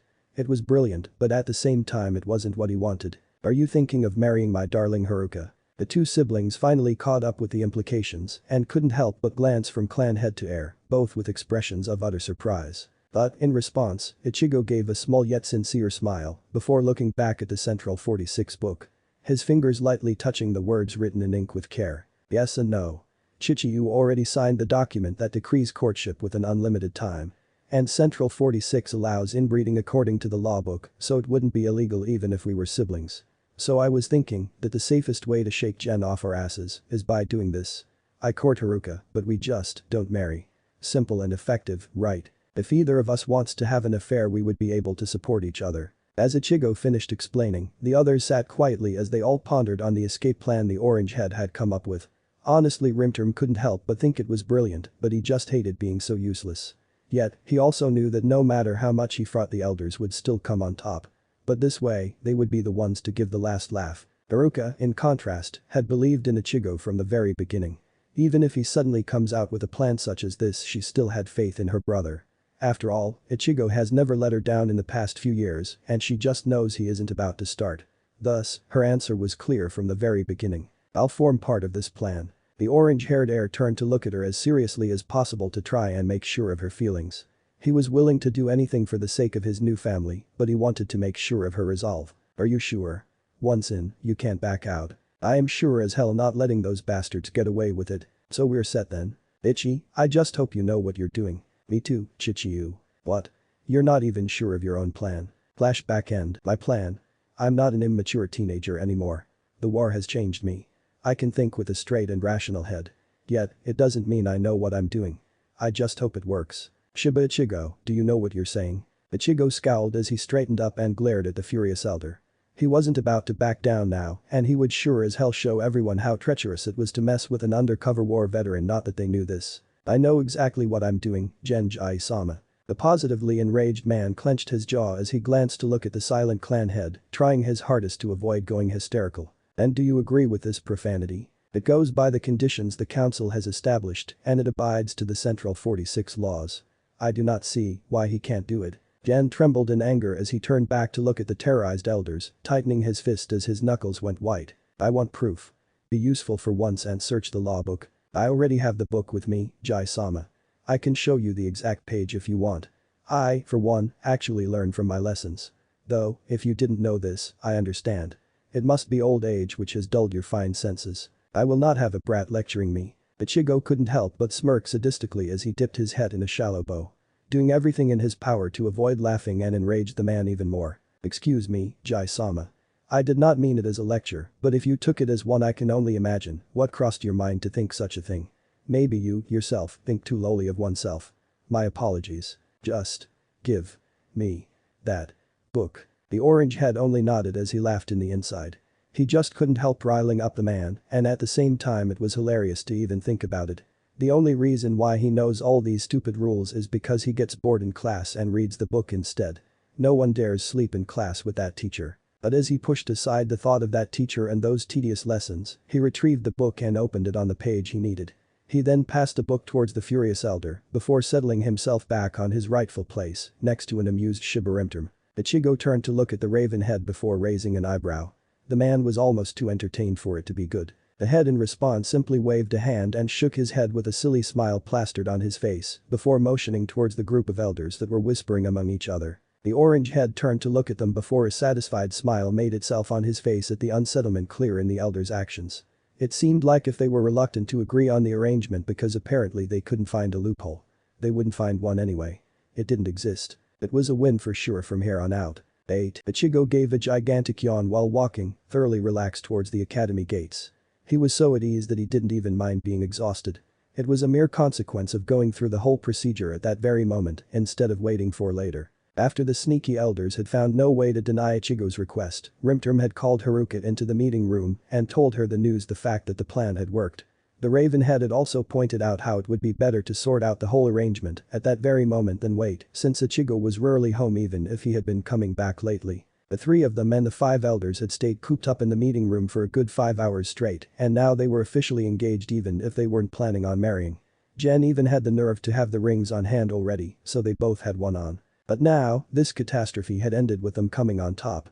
Ichigo could relax a little until the next underhanded move Jen would decide to pull, though he really hoped it wouldn't be soon. So with that thought in mind, Ichigo strolled into the academy grounds while stretching his sore muscles. The guards only gave a swift nod as they saw who it was and didn't even question why he was arriving so late. The orange head gave another prolonged yawn as he went into the dorms and walked down the halls towards his own room. Once he arrived at his door, he was about to enter, but something brought his attention and he stopped. He narrowed his eyes and noticed his barrier was tweaked and showed signs of intruders, even if Ichigo couldn't sense any Ryatsu inside his room. In fact, this was also weird considering there should at least be traces of his or the intruders. The orange head scowled instinctively and then he pressed against the wall as he quietly grasped the door and opened it as slowly as possible. Once the door was open enough, he leaned in to see inside. He noticed the light was on and also the fact that there were soft mummers. But other than that, he couldn't see anyone. Ichigo stealthily stalked inside and rounded the corner slowly to try and catch sight of the trespasser. But as he leaned a little further his eyes caught sight of two very familiar people seated on the floor and chatting secretly. "What are you two doing in here?" The two in question jumped upon hearing Ichigo's sudden voice. They both widened an eyes and stared at the orange head with awe before Ichigo compassed himself enough to form a coherent sentence. "Close the door, Ichigo." Ichigo raised an eyebrow, but did as he was told before walking towards the boys and crouching down at their level to stare directly in their eyes. "Now, what are you two doing here?" Shunsui grinned sheepishly before scratching the back of his head and glancing to look at Ichigo. The white-haired boy, in contrast, held a weary expression as he tried to swallow the lump in his throat and tried to explain himself as simple as possible. "Yamato-sensei, Kairaku Dono and my father are searching for us." Ichigo furrowed his eyebrows as he glanced from Ichigo to Shunsui and then back. He was trying to process what he was told, but he honestly couldn't quite understand what that had to do with them being in his room. "Shunsui and I released our shikai this afternoon." The Shiba heir couldn't help but show surprise as he was told this interesting fact. He honestly wasn't expecting it to happen so soon, but that still didn't answer his question. "That's a good thing, right? So what does that have to do with Yamamoto Dono and both your fathers looking for you? And you two hiding in my room?" The two boys looked at each other before the brunette turned to look at Ichigo once more. He had been silent up until then, which was odd, but it seemed like if he was finally ready to speak. "We're the first ever Shinigami to have ever had dual blades." Ichigo widened an eyes before finally noticing the second blade next to Shunsui. He couldn't believe he had missed that fact. He must be more tired than what he initially thought. At least this, but pieced to his mind. Now he knew he hadn't screwed up and changed the future 8th squad captain's shikai. But once again, he still didn't have an answer. "Okay, I can see now, but why are you hiding in my room?" "They want us to graduate." "Well, congratulations. Whose side are you on, Ichigo?" "I don't want to graduate." "Maybe Ichigo does." "Honestly, I don't think I'm ready to graduate or face Otu-san." Ichigo rolled his eyes. He then stood up once more and placed a hand on his waist. He really couldn't see the problem, but apparently his friends were frightened of graduating and more so of their originality. "Ah, come on. How bad can it be? Maybe if you three came to my office, you could find out just how bad it can be." The three academy students froze as they turned to look at the headmaster in flesh standing at the door. Yamamoto had a hard frown on his face and was obviously displeased, yet for some reason, he had an expression that read slight disappointment. But as the two boys stood up and walked past Ichigo and towards the door, all he could was sigh reluctantly and follow suit. All the while thinking how he wouldn't get sleep tonight. Why does crap like this come all at once? Can't I have a break for once? And why do I need to go too? Chapter 10. So, what do you have to say for yourselves? The three in question were staying silent in fear of what would happen next. The captain commander was wearing a frightening expression, which made them want to flee. Ichigo, though, just really wanted to sleep. He had barely come out from a tiresome meeting, and now comes another. He sometimes couldn't help but wonder why trouble followed him like a magnet, even if he had reluctantly accepted this was how it would always be long ago. Problems following him everywhere he went, including the past. It was becoming exhausting to keep up his mask in the middle of this new dilemma. Ichigo was also very aware of the fact that he was scowling and visibly annoyed. It seemed as if he wasn't even bothered by the presence of the 8th and 13th squad captains in the room, who were Shunsui's and Ichigo's fathers respectively. "I asked a question and expect answers, boys." Yamamoto was being depleted of his patience, Ichigo noted. It was a miracle the not-so-old man hadn't snapped yet to say the truth, and the orange head couldn't help but hope he didn't. The best way to avoid getting a good dressing down was to give the guy his answers, but nobody seemed inclined to take the initiative. Something Ichigo was barely willing to do. "I don't know enough to fully answer your questions, but I'll explain what I know, seeing as no one else will. I'm kinda tired and would like to end this quickly." "Very well, young'un. I believe this should be better than nothing." Ichigo dipped his head in response before jumping ever so slightly at being grasped by the shoulder. He turned to look at who had brought his attention, only to raise a curious eyebrow as his eyes landed on Kairaku Shunsui. It didn't look as if the future 8th squad captain was trying to stop him from speaking. It's more like he decided to overcome the problem himself, and that, all in all, was quite astonishing. "Wait. It's kinda unfair to make Ichigo explain, so I'll do it." Something seemed to seep its way onto Yamamoto's features as he stared at the brave brunette. Something that eerily resembled pride, but Ichigo could only guess. It had only crossed his expression for half a second, and the captain commander was even more deceptive than in his own timeline. "You-chan and we didn't want this. We wanted a little bit of peace before having to face our duties, finish the academy properly, goof around and hang out with Ichigo. We were being selfish, considering Ichigo actually has more duties than us. We just yearned for more time to be kids and not having to worry about tackling our duties. We were cowards. We tweaked with that hard-ass barrier in Ichigo's room and hid without his permission. By the time Shunsui had finished, both Chikshurm and Shunsui held their head low and looked ashamed. It was obvious they were embarrassed by what they had done, and more so, because they had involved Ichigo unintentionally. Then, Ichigo-kun wasn't involved after all. Shunsui was merely taken aback by his father's statement and could only nod in response. He really had nothing to say and Chikshurm wasn't faring any better. Yamamoto, on the other hand, sighed as he closed his eyes and massaged his temples. All this was taking a toll on his mind, then he opened his eyes a minute later and moved his gaze onto Ichigo. I believe we dragged you over in vain. I apologize for the inconvenience. Ichigo was actually snapped out of his momentary daze as he blinked rapidly to try and push away the fatigue. He was kinda used to it. So it came as easy as breathing air. His only problem was maintaining a clear head and his mask donned. No. It did look like I was involved, so I really can't blame anyone for being suspicious of me when I was there at the time when we were found. It was also suspicious to find a barrier encasing your room, you know. I also find this questioning. May I ask why was there a barrier? As Shunsui pointed out the obvious, everyone turned to stare at the orange head in newfound interest. Looks like he had gained everyone's curiosity with a seemingly simple question, and Ichigo was beginning to dislike the situation. What could he say anyway? That he has too many nightmares and it's necessary to prevent his screams from leaving the room? That he feels in danger all the time thanks to a war started by a madman who still doesn't exist yet? Or better yet, tell them how he put the barriers to make sure no unwanted guests entered his room when he spoke to his spirits or when they decided to materialize. Now that would be fun to explain. Yippee. Ichigo was now, in fact, left speechless when the dreaded question was thrown his way. His brain was too mushed up to think over proper answers that didn't sound stupid. His excuses would only worsen his situation. And he honestly wanted anything but that. Yet, when he realized he had stayed quiet long enough, he went forth to respond. His brain still working a mile per second to try and find something. The thing is, bang. What in the world is going on now? Yamamoto had sensed Shibarimtum half a second before he had appeared and barely twitched while the rest in the room jumped, surprised at seeing an exasperated squad captain of the 10th burst in. It seemed Ichigo wasn't the only one Shiba who's tired. The two dual-wielding future captains could only guess as to what the untimely meeting had been about. They had been planning on interrogating the orange head later that day, but things weren't going so smoothly. Rimterm didn't look like he had the patience of the day to deal with their current problem. Despite that, he made his way to stand beside Ichigo with a practiced stalk filled with elegance. Eyes scanning the occupants of the room as he pursed his lips in a thin line and lastly turned to look at his son. Is everything okay? Ichigo internally sighed in relief since he was thankfully interrupted. On the outside, however, he merely nodded before his gaze darted back towards his two friends and the captain commander. Yeah, I was just dragged along by mistake since Shunsui and Chikshurm were hiding in my room. Apparently, they unlocked their shikai and are both dual wielders, which is why we're now dealing with complicated circumstances. The raven-haired man looked immensely relieved and appeared about ready to pass out. Looks like someone had shocked him with wrongly delivered news. And being the over-worried father he had panickingly rushed to this meeting. Well, that's good to hear. Here I thought something bad had happened, and right after the meeting as well. Thank God it's nothing bad. So, Captain Commander, what are you going to do with the two kiddies? I'm curious now. Yamamoto barely batted an eye at Rimterm's choice of words, and much less his question. It was obvious that the older man was used to the Shiba's antics and didn't seem about ready to be fazed by them. Ever. We mentioned having them graduate, but there has been some problems. I plan to train the two personally and finish their lessons since they still need polishing.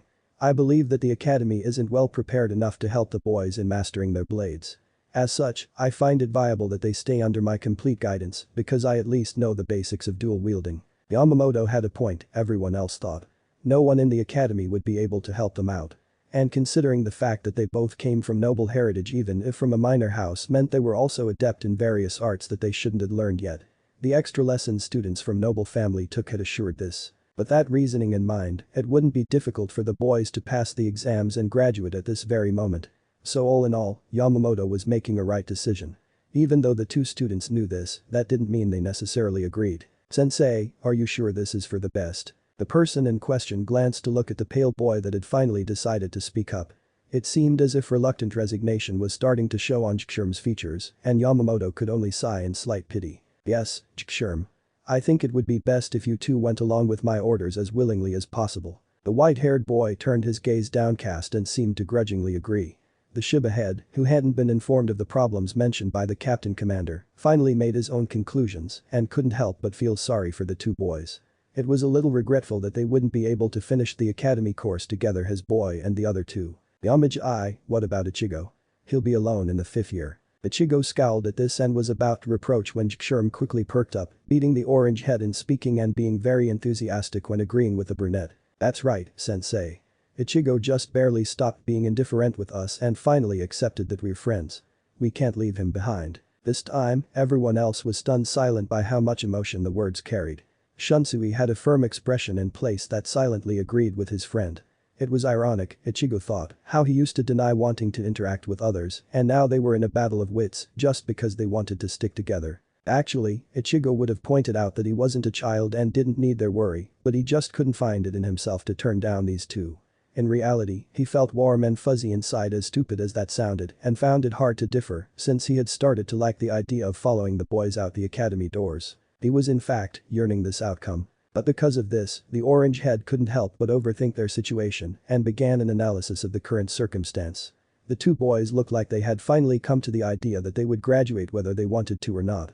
But now they just refused to abandon him, whom they had just met a little over a month ago, and he had been not so easy to interact with. It was the other way around actually. Ichigo had been merciless in his masked emotions, had denied himself the pleasure of calling the two friends, and by default their very names.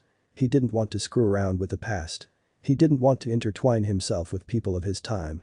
But most of all, he guessed he just didn't want to hurt anyone else. He had done enough of it already. Blood. Sacrifice. Decisions. Fighting. Killing. Surviving, protecting. That was his duty and the purpose of his very existence, even when he himself was the one that brought forth the pain. Such hurtful contradiction. But this was also why he was reflecting and thinking about their situation. It was as plain as day that the two boys wouldn't want to leave him alone. It was obvious that the four captains didn't know what to say. But most of all, it was true that the moment he would reveal his shikai, any time after this dilemma, he would be questioned. "Why do you also have dual blades? You could have graduated with the boys, what happened? Is it so lonely to be left behind? Did you know of this before?" Ichigo could easily mention many questions he would be asked, and this was more than a little annoying. But what would be the pros in revealing his power here? What would he avoid if he showed his shikai now and not later? How would they react to a third dual wielder? These were also questions that he could be asked if he decided to do the previous. But at the same time, it might as well be a small price to pay. He would graduate sooner than the rest anyway, so what was the problem in doing so 3 months earlier? Besides, he was tired of mourning around. He also wanted to live his life since he wouldn't be able to do so later and hadn't been able to do so before. So, Ichigo came to a conclusion. "I want to graduate with Sherm and Shunsui as well." This single statement actually shocked everyone further if it was even possible. However, it also snapped them out of their previous haze, so it didn't take long for the earful to come. Ichigo had fully expected the serious face Rimterm gave him and the slightly disapproving looks from the two other parents in the room. He didn't even want to mention Yamamoto. "What are you talking about, Ichigo? The boys are graduating because of a reason. No matter how talented you are or how much I have taught you myself, it is not enough to follow them down the same path. They need training, supervision, and most important of all, specialization. I did not raise you to be so naive as to believe that things will go your way just because you want to." The orange head only stared at the raven head like if he had gone insane. Honestly, the bad thing about keeping low cover was how underestimated he was by much. But it wasn't their fault. It was his own, but it was still annoying.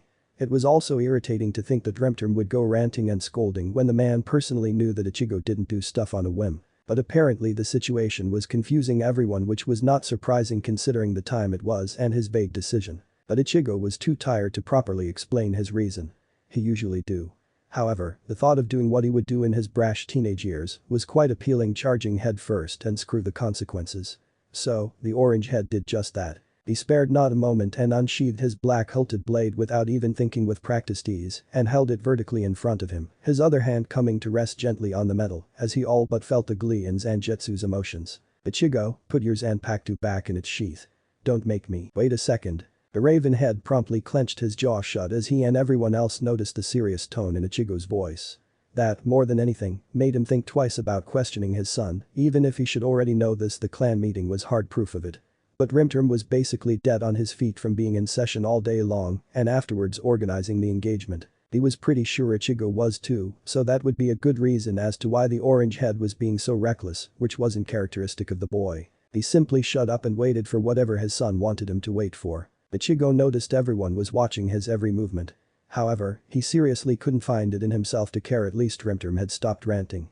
He needed his whole concentration in suppressing Shiro Zangetsu's uncontrolled Reiatsu unless he wanted the room to go ablaze in black. He inhaled and strengthened his grip on both the hilt of the blade while preparing himself to tug the Zanpakuto in two and separate, taking the small form of Quincy Zangetsu in his left and leaving Shiro Zangetsu on his right like always. It was a habit he could do in half a second if he wanted, but this usually involved leaving his Reiatsu to roam free and throw itself into Ichigo's other hand, and it was also perfect for combat. Right now, however, all he needed was demonstration. Darkness cast upon the unsuspecting moon. Everyone widened in eyes and dropped their jaws. Somber heavens enlighten and are torn asunder. Understanding finally graced Yamamoto, and his features twitched in amazed satisfaction. Zangetsu. And just like that, his immediate surroundings were dyed black. So much for going slow to avoid a giant explosion, Ichigo thought bitterly. But it at least stayed around his now visible blades and didn't go further. The Reiatsu was dancing to its own melody around the beautiful kyber knife and trench knife. It was wild and untamable, yet the waltz was all the more enhancing. But Ichigo was able to tap into his own ability and reeled in the flames until they flickered out of existence and promptly disappeared. He then twirled the kyber knife and buried it slightly on the wooden floor to avoid stabbing someone in accident. The trench knife being way smaller in comparison to the other and deciding to only draw the blade closer to his body while the tip pointed downwards. Best to be cautious in a room full of dumbfounded people that could get wounded by a reckless move. As much as he would like to deny it, Yamamoto would have to forever accept the fact that he had indeed been shocked to his very core. At his age, it is hard to catch him off guard. However, the young orange head had done that and much more. He had basically assured his ticket to graduation. Ichigo had showed them his shikai to make sure no one would question him. He was forcing Jikshurm and Shunsui to graduate since their excuses would be invalid, and Yamamoto couldn't help but think it was genius. So, it came easily to make a decision concerning their new variable. The answer was simple once the initial shock wore off and no one would change his mind. Maybe this was a good opportunity after all. I take it this is your final decision, young-un? Ichigo merely nodded as he narrowed his eyes and stared at the captain commander. He was showing how determined he was with this choice and he wasn't about to back down. This was the best for now. Yamamoto simply sighed and shook his head in reluctance. He was getting too old to deal with overly enthusiastic brats, but he guessed this was better than shy squirts that were scared of their own shadow. Besides, he had already determined the outcome and it just so happened that his decision matched the orange heads. Very well. Then all three of you are graduating at the end of this week. You shall be dismissed of your normal activities and will concentrate on studying for the final test. It is not up for debate and I expect you all to pass on your first try. He heaved an uncharacteristic breath of pain. I think it is time I step down as headmaster and focus on the courtyard squads. I founded this academy a little over 1,000 years ago, yet I haven't paid much attention to the squads and their management. And besides, taking in 3 students with unique circumstances is not going to be simple. I have enough on my plate as it is. Ichigo gave a lopsided smile as everyone was left gaping again and absently threw Zangetsu Asen in the air and into Shiro Zangetsu. Both blades melting into the other as his normal sealed Nadachi materialized on his right hand before sheathing it at his waist. He was trying to be nice and give everyone time to process what had just happened. However, as soon as the whole situation sunk in, everyone released a sigh of relief as the tension vanished from the room. Nobody had known what to expect when Ichigo had suddenly released his shikai. But apparently, luck was on their side and Jikshurm and Shunsui couldn't help but beam in happiness by the outcome. They are now actually itching to question Ichigo and ask since when he had known how to release his blade, but they decided to postpone it. Actually, the whole room wanted to know, but as Rimterm smiled broadly and patted Ichigo on the back, the two captains shared a silent conversation for future use, surely before congratulating the young Shiba as well. Yamamoto simply shook his head once more and went forth to sit down while muttering something about foolish children, when inwardly he was pleased. 3 students had great journeys in front of them, and Yamamoto could only hope he would be there to see the trio succeed. This was his new goal. So with that thought in mind, he shut off the gleeful conversation the 2 groups of Shinigami and students were both having alike. Both busy enough with the trio's situation to question his decision about leaving the academy, though he could bet tomorrow, first thing in the morning, he was sure to be asked. How troublesome. Chapter 11. Excuse me, can you tell me where I can find the 3rd seat? The tiny, blonde Shinigami curiously turned to look at the source of the voice. His big brown eyes quickly landing on a black-haired girl with piercing amber eyes, looking like if she was barely touching her 20s and being the most beautiful woman he had ever seen. He blinked, momentarily taken aback by the sudden appearance of a civilian in the first squad barracks. However, he quickly composed himself in favor of actually digesting her words and rose an eyebrow in question. The third seat. Which one? The amber-eyed girl also blinked in mild confusion. She honestly didn't know what to answer, this seated position thing was new to her as well. It had just been introduced into the system a little while ago and she wasn't a part of the GT 13. It wasn't easy to suddenly grow accustomed to something like this. I don't know. The blonde Shinigami took pity in the raven head and gave a crooked smile in understanding. Even he sometimes didn't understand the new system the captain commander had installed. And it was all the more confusing with their squad having 3/3 seats. Why couldn't they just give one seat to each? Well, I guess I can help you find one of the third seats. The three are mostly always together, so if we find one, we'll defiantly find the rest. I'm telling you, those three act like they're glued together. The raven head overlooked the snarky comment in favor of concentrating on the first words. Her amber eyes sparkling with unhidden mirth as her smile widened. Really? That'd be great. The brown-eyed Shinigami gave a wide Cheshire grin in response, extending his hand to the raven-haired beauty and receiving the greeting in return. I'm the 20th seat, Hirako Shinji. It's nice to meet you. I'm Shiba Haruka, likewise. Shinji's grin flattered for half a second before his smirk returned in full force, recognition dawning on him as he finally concluded who the raven head was looking for. He did a quick search of Ryatsu in the vicinity, looking for a certain orange-haired third seat and only finding the other two. He couldn't pinpoint his presence, and that more than anything ticked him off. Well, shall we go, Haruka-chan? Haruka just cleared her throat as she nodded and followed the flamboyant blonde, the two wandering deeper and deeper into the first squad barracks and passing by more Shinigami as they went. All of a sudden, Shinji aha-ed and grabbed her wrist rather difficulty thanks to the height difference to steer her to the left. They rounded a corner and suddenly came face to face with the 2/3 seats in question, one with straight white hair and a low ponytail to the side and the other with shaggy brown hair. Oh, the third seats. See, I told you we'd find 'em, Haruka-chan. The two couldn't help but widen an eyes as Haruka just waved nervously at the two.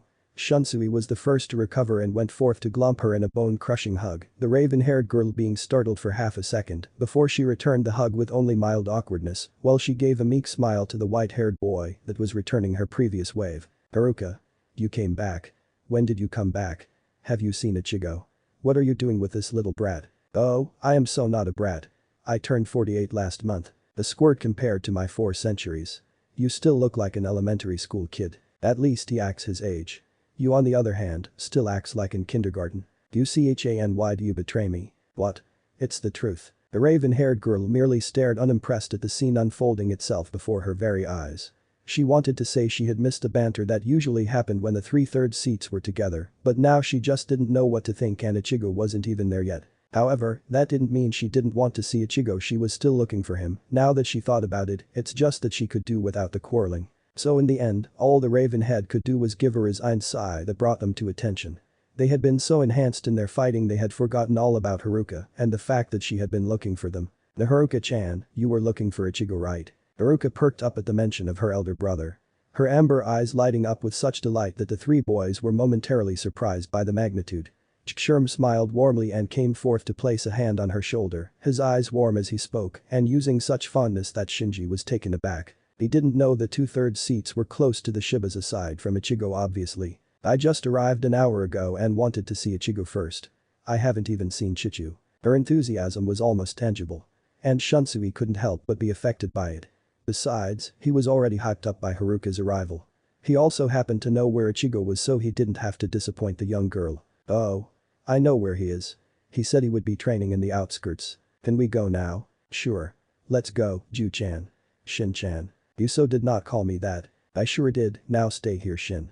Everyone else, let's go find Ichi. Haruka smiled brutally as she followed after the brunette through the Ingawa in the direction of the forest. Sherm had shifted to walk beside her the moment they started moving, while Shinji merely stood gaping at the scene. They had basically ignored him and moved along, and that just annoyed him to no end. They so did not leave him behind like a brat not being able to go play with the big kids. So the blonde came to a decision. He scowled and ran behind the three, not even caring that he had just disobeyed an order from a 3rd seat when he was only a 20th seat. Sure, he was a squirt compared to them, but he was still a Shinigami, a seated one. 10. By the time Shinji caught up with the trio, they had already started a new conversation. He decided to stay hidden and made sure his Riatsu was suppressed enough before following on light feet. He was curious after all. So what's been going on while I was gone? Shunsui looked pensive for a second before sharing a silent look with Chikshurm. He honestly didn't know where to start, and if the shrug he was given was anything to go by, his white-haired friend didn't either. So instead, he turned back to look at the raven head while making sure not to trip while they walked into the woods. Well, there's a lot of stuff that has changed lately.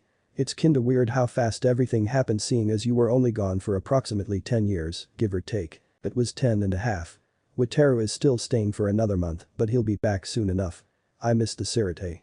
Rukongai is exciting, but I can only take so much time out in the third. The sabbatical was a breather though, not counting the training we had. Sherm and Shunsui were rather curious by the time she finished and so did a certain blonde hidden behind a tree and were itching to ask more. Ichigo had only told them so much and Haruka could only tell the duo the bare bones before she had to leave. The only thing they knew is that Wataru and Haruka were sent to a lower district in Rukongai by the elders, something about giving them special lessons, interact with normal people and deflate their heads, as Ichigo had told them with the slightest twist of rage in his features. So now that she was back they wanted to know what had really happened. But Haruka had asked first, and the two knew by experience that she would point that out and maybe avoid answering. The two friends knew very well that the elders of the Shiba family were fighting tooth and nail to take the main family down and they were less subtle than the other clans trying the same. So it wouldn't be odd if Haruka avoided answering the siblings had made it rather clear that they would handle their own family problems and that they wouldn't involve others. But enough about me. I want to know about the recent events going on. I haven't had time to gossip yet. Sherm gave a small chuckle as Shunsui pouted since he had been stopped mid-sentence. Haruka didn't seem to notice and honestly Sherm thought it was for the best. Knowing the brunette, he was bound to start chatting non-stop into the next afterlife. Better take everything in steps. Well, Haruka-chan, as Shunsui said, there have been a lot of changes. Ichigo, Shunsui and I were stationed as third seats. I know. Haruka nodded excitedly, it was shocking to hear you three had been placed on such a high-ranking right off the bat. But I guess that happens when the Gate 13 grows laxer on the strength levels. I've heard tales of the times when the original Gate 13 were defenders in name only. Comprising nothing less than a brutal mob of killers. But it was for that very reason they were a force to be feared. Yet you three were placed on a senior seat even when you graduated 2 centuries ago, inexperienced in the eyes of the other seniors I bet. Yeah well, we're considered prodigies, remember. I seem to remember Ichigo being the one lauded for being a genius, Shunsui. We were just admired for our dual blades. The brunette pouted as he was discovered in his attempt to show off. Haruka just chuckled as Sherm had a sly smile on his face. It was always amusing to mess with Shunsui. So what else? That's hardly anything. Oh, me next. Shunsui perked up excitedly. His previous gloominess gone before anyone could blink as he rose his hand and jumped while they walked. Such a child, Sherm thought humorlessly while Haruka just continued laughing. So shoo, what else? The next Kenpachi was chosen. What? The raven head couldn't quite hold her shock as she stared wide-eyed at the smirking brunette before turning to look at Sherm that held a sympathetic smile. He looked like if he truly understood her surprise, which helped to calm her own. She turned back to look at the still smirking boy before rolling her eyes and easing herself to wait for the whole story. Wasn't Unohana Ichiro known as Kenpachi? Yup. But something happened. Only the captains know the details, but word has it that she was beaten in one of her last missions to the outskirts of Rukongai. Apparently this person is a real beast and Unohana Taicho herself recognized this and stepped down. So this beast is the new Kenpachi. Shunsui only shook his head grimly, none of his previous excitement in place and looking highly displeased. Haruka, on the other hand, looked confused as she furrowed her eyebrows and waited for an answer. This was becoming quite frustrating. Somewhere behind a tree and not so far behind, Shinji eavesdropped curious to the whole ordeal. He had just entered the Gate 2 months ago after all. This was new for him. Then who the hell succeeded Unohana-san? Some guy named Fujikawa Teiji. But who cares about him? The surprising part is what Unohana Taicho decided to do. Well, what happened? She turned into the 4th squad captain. Isn't the 4th squad the medical bay? Shunsui nodded as he kept his eyes wide with wonder. Like if he himself still couldn't believe what had happened. It is. But the thing is, apparently Kirinji Tenjum taught her healing Kido at some point and was actually pretty good at it. Now she's a totally different person and she even changed her first name to Retsu. She's still scary at times though. The white-haired boy interjected, his kind smile nowhere to be seen and seemingly as appalled as Shunsui. This was rather recent, so it was still the main gossip of the time. What else has occurred lately? Apparently interesting things happen when I'm away. Ichigo is going to be transferred to the 10th squad next week. What? He's being sent to Chichu's squad. Why? He's going to be the lieutenant. Haruka couldn't quite avoid showing her surprise as she stopped and openly gaped at the brunette. This was a little too shocking for her to handle, and as such, her brain couldn't properly digest the word-spoken state that was mirrored by the small 20th seat following behind. On the other hand, Shunsui was grinning brutally as he stood with his hands on his hips. There was an underlying emotion of pride in the way he carried himself, and Haruka was sure that Chikshurm held it just the same. As such, the Ravenhead couldn't help but compose herself in favor of giving a sad smile that held much relief. She remembered how Ichigo would refuse their father's offer of transferring him from the 1st squad to the 10th and turn him into his lieutenant. She honestly didn't know what the fuss was about, but was glad the orange head had finally relented. At least there was some good news. Haruka was about to ask if there was anything else she should know when all of a sudden a shock of uncontrolled thunder made them all jump in shock. Chikshurm and Shunsui looked at each other with wide eyes before sprinting towards the dimming blue light, the Ravenhead falling behind even in her flustered state. When the two boys finally stopped, they were at the edge of a spacious clearing in the middle of the forest. This place had actually been made when the first Kenpachi Anohana and Yamamoto had fought a long time ago, leaving a giant hole in the leafy woods. In the middle of the clearing stood a certain orange head with an expression of utter exasperation. He had sweat running down his forehead while he bit his lower lip. But what really brought their attention was the way he was cradling his burnt arm close to his chest. It was still smoking slightly. Haruka gasped lightly as she sprinted forth while avoiding falling face first on the dirt. She slid to a stop at the bottom, her breaths harsh and short as she finally arrived at Ichigo's side and threw herself onto the orange head, well careful with his obviously burnt arm. Ichigo looked wide-eyed from the girl in his arms to his friends walking towards him with slight frowns. He tried to compose himself, his brows furrowing, while he tried to connect the dots and finally came to his senses. Haruka? What are you doing back home? The Ravenhead reluctantly retracted herself from his chest, her eyes hard with angry tears at the edges, even as she gave a potent glare that would have made him flinch but didn't. Me, who cares about that right now? What the hell were you doing? Your arm is completely barbecued. Ichigo grimaced at the implications made before getting a good look at the surrounding area. One would like to think that Ichigo had given as much damage as he had received, but his pride was completely tarnished as he realized that wasn't the case. He didn't know if the burnt tree was good enough success for anyone else, but it certainly wasn't the case for him. Well, I was trying to use something similar to Hadm 11. Tsuzuri Raiden, but using Bakadm 4. Hinawa as the current and Hadm 4. Byakurai as the attack. Haruka blinked in bewilderment as she stared at her elder brother. She honestly had a hard time understanding what Ichigo was talking about. But what pissed her off more than anything was the fact that the 2/3 seats looked like they understood to the perfection. What Ichigo is trying to say, Haruka-chan, is that he's trying to combine Hinawa, which is a Bakudo, and Byakurai Heido. He wants to use the Hinawa to trap the enemy as it is normally used, but add a Byakurai traveling into the rope. That way, he not only binds the opponent, but attacks them as well. You could have told me that from the very beginning. That's what I said, but in different words. You know I don't understand the technicism behind Kido, I only use it. And besides, that still doesn't explain your injuries. Well, I kinda failed a lot before actually succeeding 5 minutes ago. Haruka face-palmed and Shunsui gave an amused chuckle, while Chikshurm merely sighed and shook his head. Ichigo, on the other hand, had the decency to look embarrassed and averted his eyes while scratching the back of his head. It wasn't his fault that Kido didn't exactly come naturally to him. But anything he learns is a tool to use in the horrible future growing closer and closer. He'd honestly be better off practicing anything, but Kido it took 3 months to be able to use Hadm 31. Shakum without exploding back in his timeline, but that didn't mean he could leave it aside. Kido is very useful after all. So here he is, trying to tinker with Kido and not get himself killed. Needless to say, he wasn't doing such a good job. But that didn't stop him anyway. In the past 2 centuries he's been trying to perfect every area in the Shinigami arts, and he's pretty close to it. His hollow abilities aren't half bad, but still need polishing. While his Quincy techniques could use another 2 centuries metaphorically speaking, he's Kurosaki Ichigo for fuck's sake. So he still had a lot to do. The only problem he had was the fact that it was hard to practice without being seen. Which comes back to his current company. He was practicing very calmly and earnestly when the trio came around. If he had been left to his own demise, he would have practiced instant regeneration and healed his arm. Now that was impossible and very well frustrating. He mostly never carries injuries. Now he's going to have a bandaged arm for about a week give or take. Fuck. Speaking of which, apparently he spaced off because now Haruka is looking at him worriedly and, now that he thinks of it, he still doesn't know when she came back.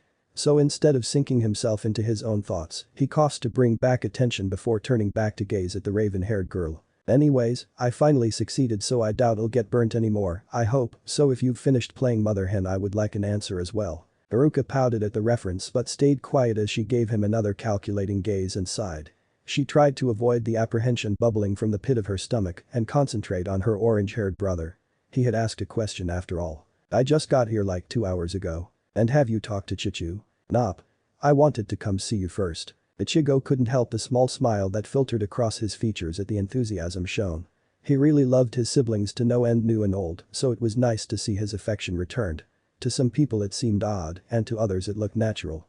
And while Ichigo and Haruka were still engaged, which was still a secret outside of the Shiba Council, their love was that of siblings. So instead of brushing her off like most would think he would do since nobody really knows him, he brought his healthy hand and rustled her long, black locks. Nobody looked particularly surprised by this, seeing as they all knew Ichigo in a personal level. They looked like if they were a close-knitted family, and Ichigo was more than comfortable with everyone present. All of a sudden, Ichigo's warm smile disappeared completely as he heard a rustle in a nearby tree. He stilled, retracting his hand and placing it on his hilt as everyone noticed his shift in mood. The orange head narrowed his eyes as he tightened his grip, battle-hardened instincts going ablaze as he scanned the area and found nothing. His heart was beating rapidly, which was odd all things considered. But for some reason, the unease he felt at the pit of his gut was making him nervous. Something would happen. Somebody was out there. His suspicious was nearly killing him. Wait. I'm not an enemy. I swear. Ichigo froze as his brain went haywire and his heart dropped. His mind was barely catching up with what the voice had said, but that didn't seem to be his current dilemma. No, the problem was the rather familiar, yet at the same time, foreign voice. That fucking squeaky tone that still sounded laid back and had the same kansai bend as always. How could he already be here? Shin, what the hell are you doing here? Did you follow us? This only verified his suspicions. But still, what was Hirako Shinji doing 700 years in the past before holification?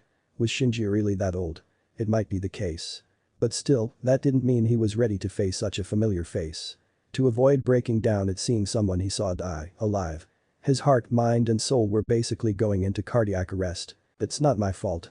You guys basically abandoned me without explanation. You don't need explanation when a superior is telling you to stay. Yuki-take-senpai. That is so not fair. Stop acting like a kid, Hirako. Everyone stilled as Ichigo's cold voice echoed across the clearing.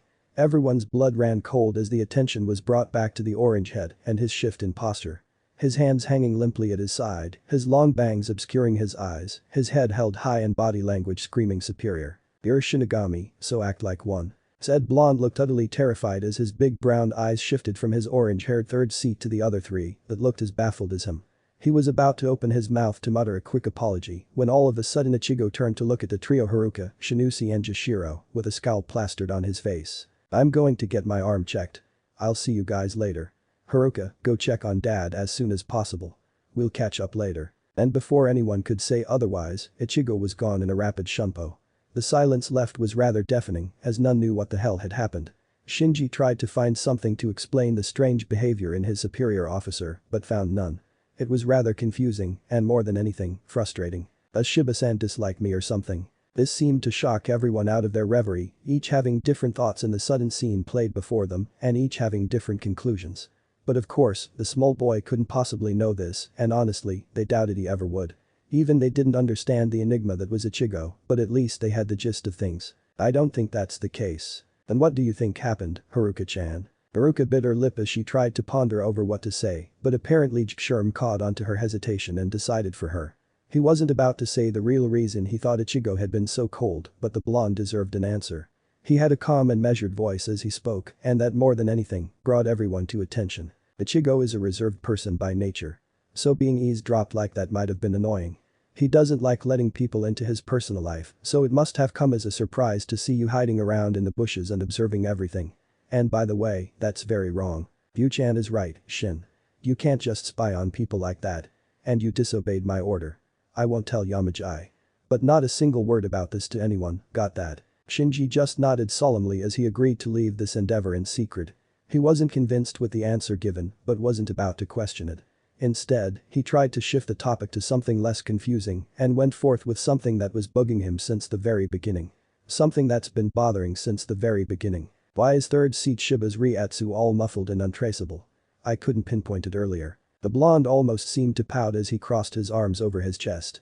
The way he stood made him look nearly childish, yet it was stupid how the flamboyant boy could still look older. Shunsui, however, was the one to laugh humorously at the mention of Ichigo's Ryatsu, while Sherm only smirked with unhidden amusement.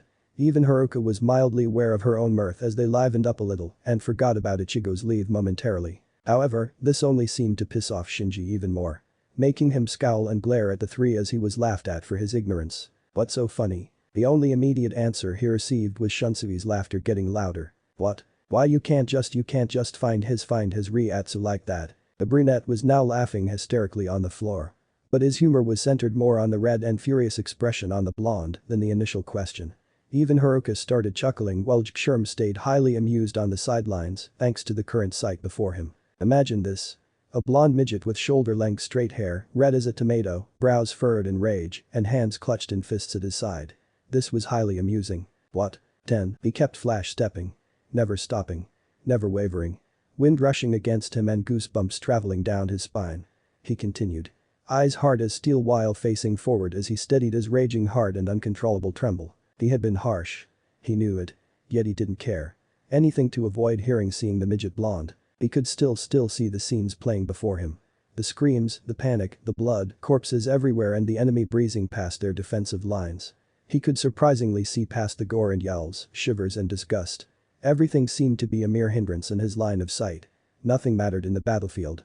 Even the explosions were simply background noises. The only things that were still worth his attention was protecting his friends. He picked up pace, feet unconsciously taking him to the Shiba compound as he tried to forget everything about the cries of misery. The yearning for peace and pain-filled screams for help he always heard but was never able to respond to. The visons he had so vividly forgotten were now assaulting him in full force, as if mocking him and saying here I am. I felt vile rush up his throat and quickly swallowed to push such stupid emotions down. He tried to blink away the tears that gathered at the corner of his eyes. He tried to settle down his harsh pants and closed his eyes for a fraction of a second in mid-shunpo. But grave mistake it had been, because in that millisecond, he saw so much yet so little. Turn tail. He heard explosions in the background. Bombs being ignited no doubt. The Sirite was basically obliterated. But at least someone had noticed in time and warned the rest. Shinji had basically saved their lives. The E had been the cause. Static. Sasuke is the least of our problems. If this keeps up, there'll be nothing left. He remembered agreeing with him. Backing the wizard in his statement and pushing the issue through. They fought side by side not only in the battlefield but also in meetings. Static. It's dangerous, Shinji-san. At least wait for everyone else to come back. It'll be alright, Kisuke. I've got Ichigo with me, so it'll be a walk in the park. Shinji had always trusted him and unconsciously, he had trusted the man back. But it isn't until now that he really comes to the realization. Shinji was one of his best friends back in the war when he was still alive. Static. Ichigo, promise me you'll die long after I do. Give a man on his deathbed a bit of hope for the future. He never would have known how useless it felt to see someone close die in your arms. Yuzu and Karen had been long dead when he had regained conscious, so this was the first time facing real death. Sure, he had seen many comrades fall in the battlefield. Others at death's doorstep. But he had never kneeled beside someone precious to him awaiting death. Static, you shouldn't be here. You're dead, you died in my arms. There is no way in hell you're still walking around and attacking your comrades. Shinji. It's no use, Ichigo. We lost him too. He somehow obtained his corpse. Back then he still couldn't believe they would abandon Shinji like that. Only later did he notice that wasn't exactly the case. It just hadn't sunk in yet. From then on they burned every corpse possible. Static. He breathed in a shaky gulp of air. Making a necessary stop on a rooftop 3 flash steps away from home as he tried to compose his raging heart. He honestly felt he would hurl any second now. But as he was about to bite back the bile and continue on his tracks to lock himself up in his room for the rest of the day, a firm hand grasped his shoulder, making him jump. He whirled around in half a second, eyes wide with fear, as he clearly intended to behead whoever dared sneak up on him. He was mid-movement when his steps faltered upon the image of a bloodied field and mutated hollows. His foot slipped and he was about to fall down the roof when all of a sudden he was caught from the hem of his sleeve. The hand steadying his feet as the newcomer gave a startled sound to show his surprise. Ichigo lifted his head, fully intent on barking out an "I'm fine" that quickly died in his throat as his amber eyes met with aquamarine green. Eyes that looked like they truly understood yet couldn't get why. Haichu. Ichigo. Chapter 12. The room was silent. The only noise disrupting the choking silence being the tea poured into cups. The nice smell filled the lounge with an aroma of green tea. Once the cup was filled, the man pouring the tea placed the pot down and pushed the cup towards the person adjacent from him. The raven-haired man shifted in his place, moving to sit Indian-styled as he lifted his own tea and took a deep sniff before drinking a small gulp. He exhaled, eyes closed as he awaited in peaceful silence for the hush to end. The man placed the cup down once more before opening his aquamarine eyes to stare at his orange-haired son, which had yet to touch his tea. He eyed the Shiba heir critically, his eyes scanning the deep lines of exhaustion, lining the other's amber eyes and the bandages around his arm. "Are you sure you don't want to lie down, Ichigo?" Ichigo stiffened slightly at the implication before relaxing his shoulders into a somewhat normal posture. He didn't look up however, and only grasped his cup before taking a small drink. "No, it's just a superficial wound. It'll heal easily." Rimturm tightened his jaw in retaliation. "You know I'm not talking about the burn." This time, Ichigo was prepared and didn't show any external motion to show how affected he was by the Ravenhead's words. He simply took another sip before placing the cup back onto the table. "Do you remember that night 250 years ago?" Something oddly similar to grief made its way onto the Shiba head's features before it smothered out into a sad smile. "Yes, of course I do." He stopped just for a second before his expression darkened just slightly. "What about it?" Ichigo didn't answer right away and Rimturm didn't push him either. He waited, knowing that when Ichigo was ready he would talk and not wanting to push his luck. Either way, the orange head never started a conversation unless he was entitled to finish it, so the raven head had no rush whatsoever. "Remember how you said you wouldn't ask what I don't want to answer?" He received a nod in response, and Ichigo was doing everything in his power to not run away and forget about this whole situation. But he had come to a decision, and when he started something, he'd be damned if he didn't finish. "Would you like to ask?" "I'll answer, so would you ask?" "I owe you know, I think you earned the right to know.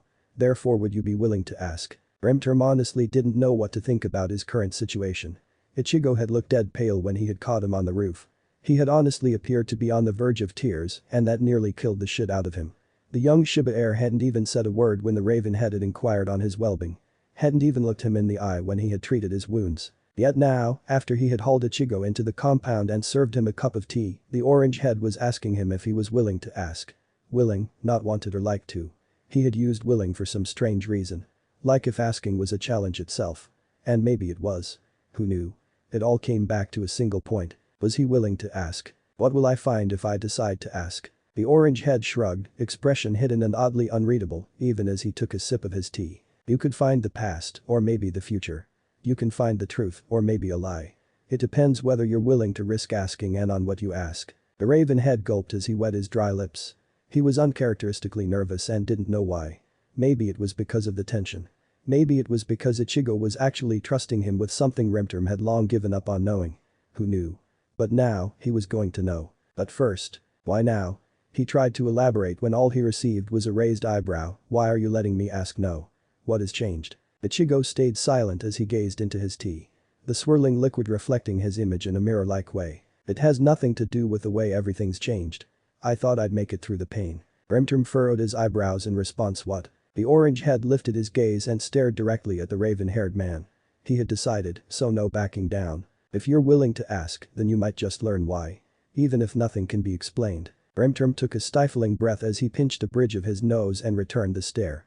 He'd be damned if he was outdone by his own son. "Then I'll ask." He decided, "Even if I don't understand your pain, you're not alone, right?" Ichigo interrupted with a grim smile. "Yeah, you told me that back then as well." "Right, of course I did." The raven head stilled, trying to find a good question before deciding and going forth. "Where did you come from? You always used to imply Rukongai, but you never really admitted it." Something between a sadistic smile and a grim expression settled itself onto the orange head's features. He lifted his arm to perch his elbow on the low table before supporting his head by the cheek. "No, I didn't. And that's because I'm not from Rukongai or Soul Society. I'm from the human world." Rimturm's eyes went comically wide as he stared at his son with unhidden surprise. He was trying to find the right words to say before chalking out his biggest question. But how? What a predictable question. Thought Ichigo in the depths of his mind. "That's because I was originally human, somewhat human." The raven head stilled as he rubbed his eyes and tried to calm down. This was important and he'd be damned if he went ballistic when his eldest son was telling him such important and painful things. Besides, he had things he's been wanting to ask about since a long time ago. "I noticed, after you released your shikai, that your blade never changed. Not even the hilt. Since when did you know shikai?" Ichigo gave a funny smile in response, one that looked grievous and weighted with so much hardships that Rimturm had a hard time not grimacing. 250 years ago, I traveled to the past. You could say I've had my shikai for nearly 3 centuries. The raven head clenched his jaw to avoid gapping in response. Right now, what he needed was a calm mind. How is that possible? I told you, didn't I? My hell, that lasted 20 years. It was a war. Our scientists had much motivation. Anything is possible. Who are you, really? Ichigo glanced solemnly to look at the raven head. His head was held high, but his eyes expressed grief, and Rimterm could almost see the bloody images flashing through his amber eyes. Here? I am no one. I am simply Shiba Ichigo, a Shinigami 3rd seed of the 1st Division which happens to be the heir to one of the great noble clans. There. I was a captain, a Shinigami human Quincy Hollow hybrid that was ignorant to his true heritage the first 15 years of his life. I am a part of the Shiba clan and regarded as one of the strongest person to have ever set foot in any world. He paused, searching the raven head for any hint of uncertainty. A single tip to insinuate he didn't believe him before glancing down towards his tea, but I was just another survivor as well. Let me guess, we lost. Ichigo gave a humorless chuckle as his grip tightened around the cup. His eyes were tired and almost vacant in a way that showed nothing but pain. Yes, we did. He turned back to look at his pseudo-father, but you know what's the worst part of it? That we didn't even know it. We fought and fought and fought and fought and we just kept getting up. He was tired. Dead tired. He just wanted to curl up in bed and never wake up. Sleep and not dream with scream-filled terrors and blood-stained fields. But it was too much to ask. It was his burden. Rimterm on the other hand didn't know what to think. He was pretty sure it hadn't sunk in yet, but right now he couldn't find it in himself to care. His son, his eldest son had been suffering this whole time. His own blood, and wasn't that a shocker, Ichigo was from the Shiba clan. The Shiba head would rather practice seppuku than leave Ichigo the way he was. The orange head had said so in the beginning. I thought I'd make it through the pain. Well, obviously, he hadn't. So here he was now, giving nothing but bones to feel a little lighter. Opening his soul to his great-great-great-great-great-great-grandfather. Honestly, Rimterm hardly had it in himself to feel pity. Because that wasn't what Ichigo needed. No, he only needed someone at his side. Someone that knew no matter how little. The war is coming, right? Or did you see something familiar? Ichigo stiffened slightly, shoulders rising barely an inch before settling back to their normal position. I saw someone. A good friend. I've seen others, but it's not the same. We aren't alive. The tone was quivering, stiff at best. And Ichigo almost gave himself a whiplash as he stared wide-eyed at the raven head. You were weary of me. You didn't recognize me. That just means I'm not alive. But Haruka and Wataru, are they alive? I don't know. The orange head shook his head, almost like if he couldn't believe it. The Shiba clan is a mess, scattered out throughout the whole Rukongai because of some issue. The only Shibas I know are 2 cousins, my dad and my sisters. Rimterm looked relieved as Ichigo gave his answer. At least there was hope for his kids. Some sort of possibility that they were still okay. That was something he could live with. Ichigo? He asked, uncertainty lacing his voice as he stared at his cold tea. Yeah? Is the war drawing near? Silence, reluctance and apprehension is what happened next. A whole 10 minutes spent in fear as he awaited an answer, and Ichigo went through all the possibilities that could come forth from giving this information. No, a whispered murmur, timid and unsure, but still they're about 7 centuries before the first move is given. It's still some time away. A reluctant sigh, somewhat between relief and misgiving. How old are you, really? He received a lopsided grin in response. Something that looked rather amused yet still carrying lines of remorse. 288 years old. Rimterm almost choked with his own saliva. 288B, but you've been with us for 250. And you said it all started 20 years ago. So that means you were 18. And I achieved Bankai when I was 15. Surprised. I think that's an understatement. He muttered, voice laced with bewilderment. So that just means you really are a prodigy. Ichigo couldn't help but give a dry laugh at that. In all but Kido and technicality. That's just a mere side note in comparison to the rest. A mix of all races. Ha, now I've seen it all. Rimterm stood up, liking how they were keeping on happier topics and not concentrating on the everything went to hell thing. Ichigo furrowed his eyebrows in confusion before the raven head settled down right beside him and pulled him into a half hug around his shoulders. I'm the proudest man in the whole world. He exclaimed, tone transfixed with enthusiasm and understanding. I'll be right by your side until my last breath, Ichi. You remember that? Anything at all, I'm right here. Ichigo gave a small and almost insignificant smile in response. He felt lighter now that he had told somebody. And he was pretty sure Rimterm would keep quiet until Ichigo was willing to talk. This was the best outcome. Wise psychologists would say that the best way to deal with your problems was talking to bad. Most of them were dipshit insane.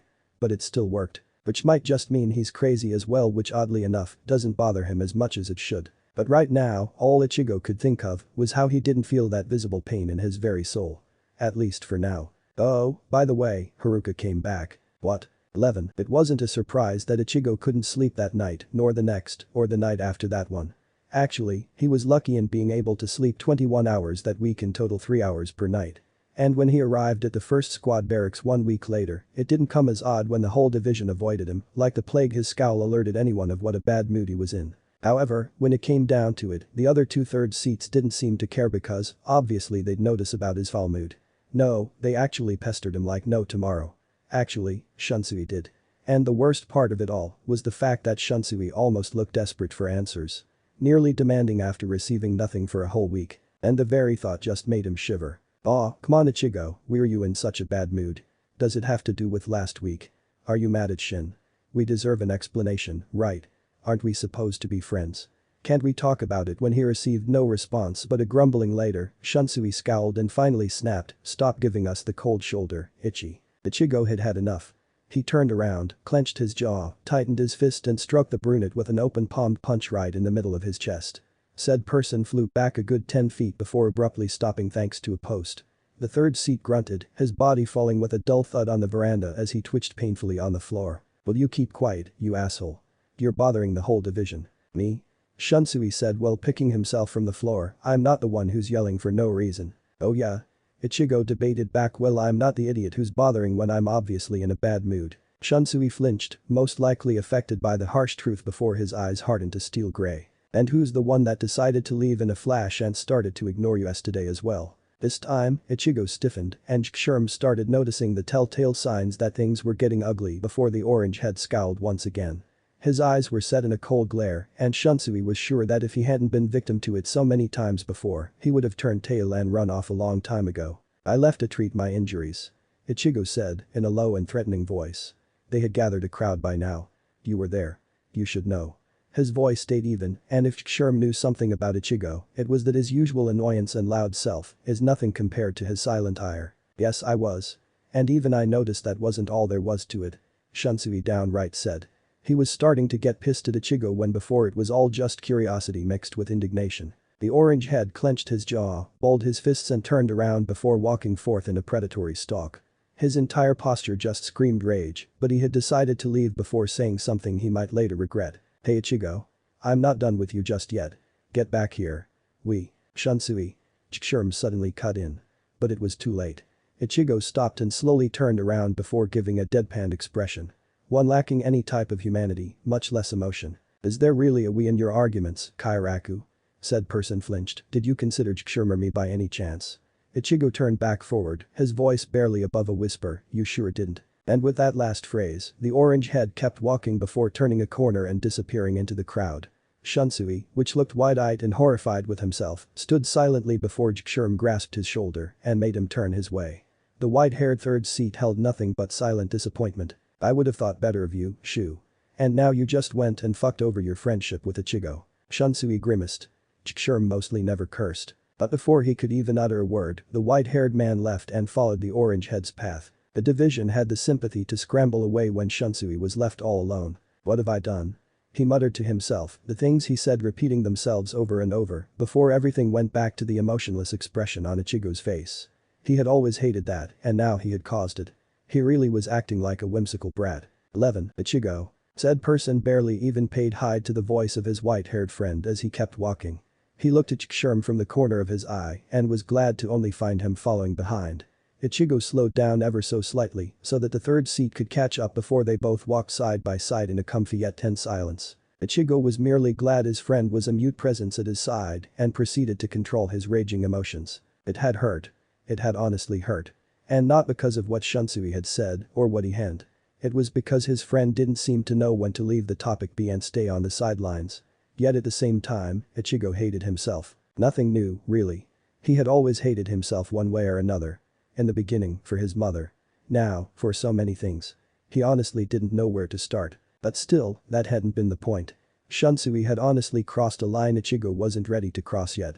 Simple as that. I'm leaving today. He didn't know why he had decided to speak out of nowhere, but Sherm was waiting for something, so Ichigo should at least respond. The white-haired boy looked positively alarmed, but why? Ichigo closed his eyes for a second. My transfer date is today. Talk about ironic. He opened his eyes to glance at his side, only to find the white-haired man's understanding gaze filled with honest relief. I thought you were leaving. He muttered timidly. Ichigo had the gall to laugh, a small and vacant chuckle. I thought so. But no, I'm just going to the 10th as planned. Well, that's good. A silent pause, one completely respected by nature's usual tunes. Are you mad at him? Ichigo didn't even miss a heartbeat. I'm disappointed in him, not mad, though I am pissed he didn't stop to think about us, I guess. But not really mad. Just annoyed. Would you be willing to talk to him? No. A pause. Not unless he approaches me first. I won't. But you would. It was more of a statement. Yeah, the orange head gave a grim smile. Yeah, I would. Sherm gave a court nod. Then that's all I needed to know. 11. So you had a fight with Shunsui-kun, and now you're sulking like an egocentric brat. Rimterm said in a matter-of-fact tone. Ichigo made a face between a scowl and a pout, further emphasizing Rimterm's point. I'm not sulking. He said while crossing his arms over his chest. I'm just analyzing the whole situation and trying to get him to understand. So you're whining. The raven head pointed out as he looked up from his paperwork to stare at his orange-haired son. I don't think that'll help you find a solution. Ichigo was about to open his mouth to retort when Rimterm's glare shut him up. No, Ichigo, I'm serious. Shunsui can't understand you if you don't even tell him what's wrong. You aren't considering them either. What's the big deal about telling them? You told me. Unless there's something stopping you. The orange head looked downright miserable. I can't, it's different. You're a wise old man that knows how to react calmly and rationally. What guarantee do I have that it'll end as well as it did with you? Besides, they were there. Millennium-old men, battle-hardened with centuries of experience and knowledge. You can't compare them. They aren't ready. Rimterm gave him a pointedly look. And you were ready to charge into a war at the age of what, 18? No, I wasn't. But I didn't have a choice. Here they do. Which is why I'm not telling them until later. Until it's necessary and I can't postpone it any longer. Fine. He said in reluctant acceptance, have it your way. But what about the captain commander? What excuse do you have for him? He's too old. He's too naive. He's too ignorant. Ichigo actually had the decency to wince. No. It's just Yamamoto is Yamamoto. You should get the gist of it by saying just that. Rimterm gave a blank face. Okay, you have a point. He might judge us crazy and throw us in the maggot's nest. The orange head gave him a pointedly expression that clearly conveyed his disbelief. Alright, he would throw us in the maggot's nest. Not might. Do you see my point now? Rimterm sighed as he went back to his paperwork. Yes, I see your point. Now keep your whining to yourself and let me finish this. I'm almost done. Ichigo scoffed as he rolled his eyes but stayed quiet as he was told. He relaxed in his seat and perched his elbow on the table. The orange head could hear the many noises the 10th Division made in their training and couldn't help but feel tranquil. It was rather nice to have nothing to do.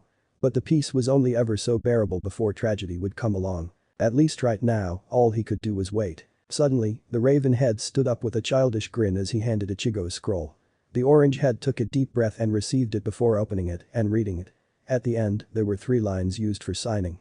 One had Yamamoto's signature, the other Rimterm's, and the last was still empty. Just sign there and you'll officially be my lieutenant. Ichigo looked up at his father while raising an eyebrow. Do I have a choice? Rimterm replied with an enthusiastic smile. Nope.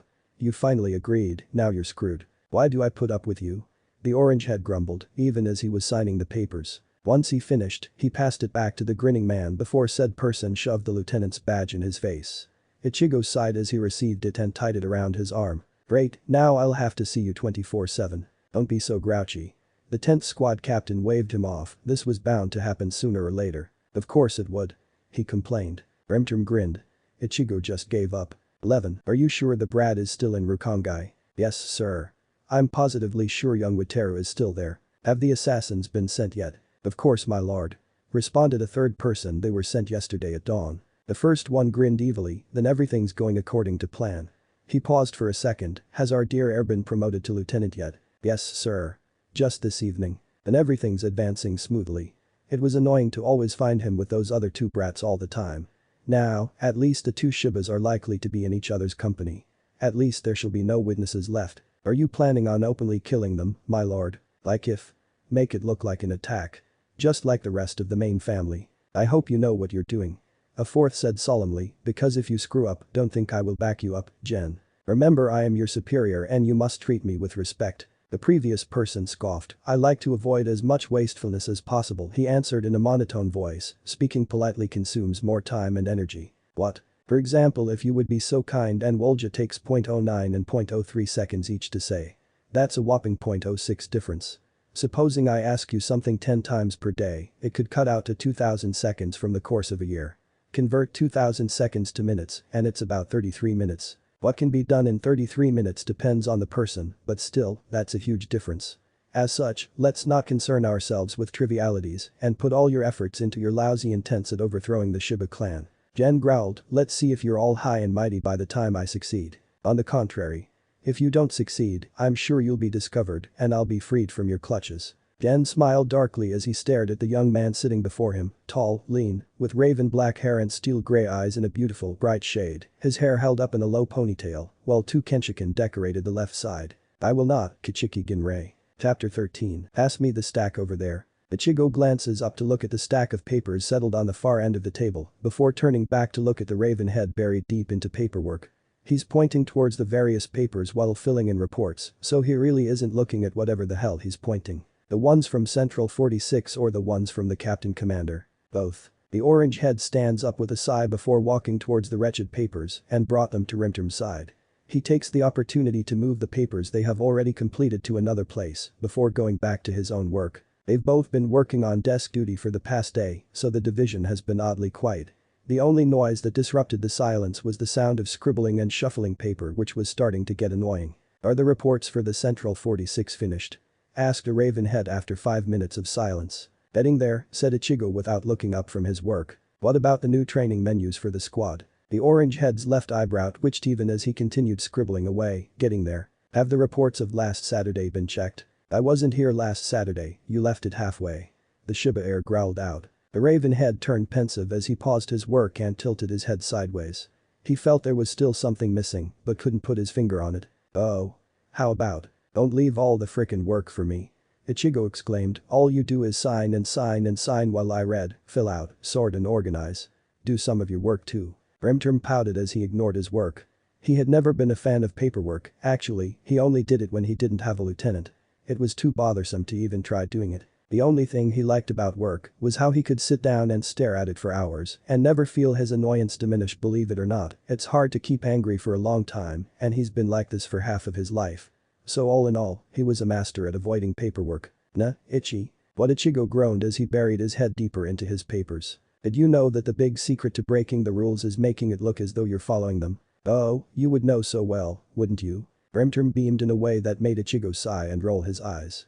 Why was he cursed with idiotic fathers? Ichigo swears about his luck and resumes working. He was about to tell the man to shut up and get back to his own when a knock disturbed their work. The 10th squad captain glanced to look at the door before giving permission for entrance. Once the door flew open, a messenger entered with a pale face and shoulders tense. It was clear as daylight this guy was a newbie. Good afternoon Rimterm-sama, Ichigo-sama, I brought an urgent message from the training house back in the 3rd district. Rimterm narrowed his eyes as Ichigo glanced from the corner of his eye to stare at the trembling man. It was clear the message was bad news. And honestly, no one likes the messenger of bad news. Well. The raven had urged, what is it? The guards tasked with safekeeping Wataru-sama have been killed, and he paused, gulping down his nerves as he was stared down by 2 vicious Shibas, and Wataru-sama has gone missing. He ran off while the guards brought him time. Never be said that the Shibas were forbearing when someone was in danger. 12. In a dark forest, far away from society, 3 cloaked people were chasing after a smaller 4th. The small figure jumped towards a branch before glancing back briefly to check his pursuers. He cursed, the colorful words coming out in a mumbled whisper as he continued stepping farther and farther each time. He was about to take another step when he was found mid-flight, the 3 surrounding him in the air as 2 started to chant, and 1 unsheathed his sword. The young boy quickly discarded his long coat before unsheathing a blade of his own and doing a black flip to avoid the kid sent his way. The boy grit his teeth as he turned in mid-air to intercept the blade coming from his behind. He was about to twist his wrist, fully intent on shaking off the metal sword, before the cloaked figure growled low and his hidden eyes flashed red. Shiba Wataru. The stranger rasped out, I have orders. Wataru strengthened his grip as his zanpakuto was pushed back before giving a war cry and forcing his attacker off. The Ravenhead was about to go forth with his strike, his blade having no mercy for a criminal, before he was hit with a shakum point blank from behind. The boy grit his teeth to avoid yelling out as he was thrown through a tree and onto the cold ground. He forced himself up, his movements far from precarious as he used his zanpakuto to stand. Why are you after me? He growled out, if you know who I am, you should know you won't get away with this. But we already have, young noble. Chirped out the one who had managed to hit him, you won't get away. Wataru gave a cocky smirk in response as he readied his blade for the attack. 2 days had gone by since he was first attacked in the training house. Honestly, he had no idea why he was being targeted, but he wouldn't go down without a decent fight. He would make his Nai-sama proud. Let's see what you pieces of shit have in you. 12. It's been 2 effing days since I last had contact with him. There is nothing we can do as of yet, Shiba-sama. I don't want to hear any excuses. He slammed his hands on the table, I want you guys searching high and low for him. He has to be somewhere. The man hastily raised his hands placatingly as he cleared his throat and glanced to look at the other occupant of the room. The other merely raised an unimpressed eyebrow at the man as he stayed in his perched position on the wall. He sighed as he shook his head before glancing to look at his father, while simultaneously ignoring the distressed man. Wataru is strong. He'll hang in there. Brimterm all but growls as he stares down his eldest son from his seat on the floor. He was pissed. Actually, pissed was an understatement. He was furious. Lately, Jen has been an annoying pain in the ass, and now Wataru goes and disappears on him. He honestly doesn't think he can hold his temper any longer. Not even on his own son. Are you telling me to abandon him? No. Ichigo can't help but scowl at the man for even thinking about it. I never said that. I said he was strong and you should trust him a little more. He changed his glare towards the up until then forgotten man as he gave his next words, and I recommend you don't talk back. But the search party C can't be sent until a week has passed. And a missing person report hasn't been filled so. The poor man's words were muted as a choke sound akin to a squawking penguin escaped his throat.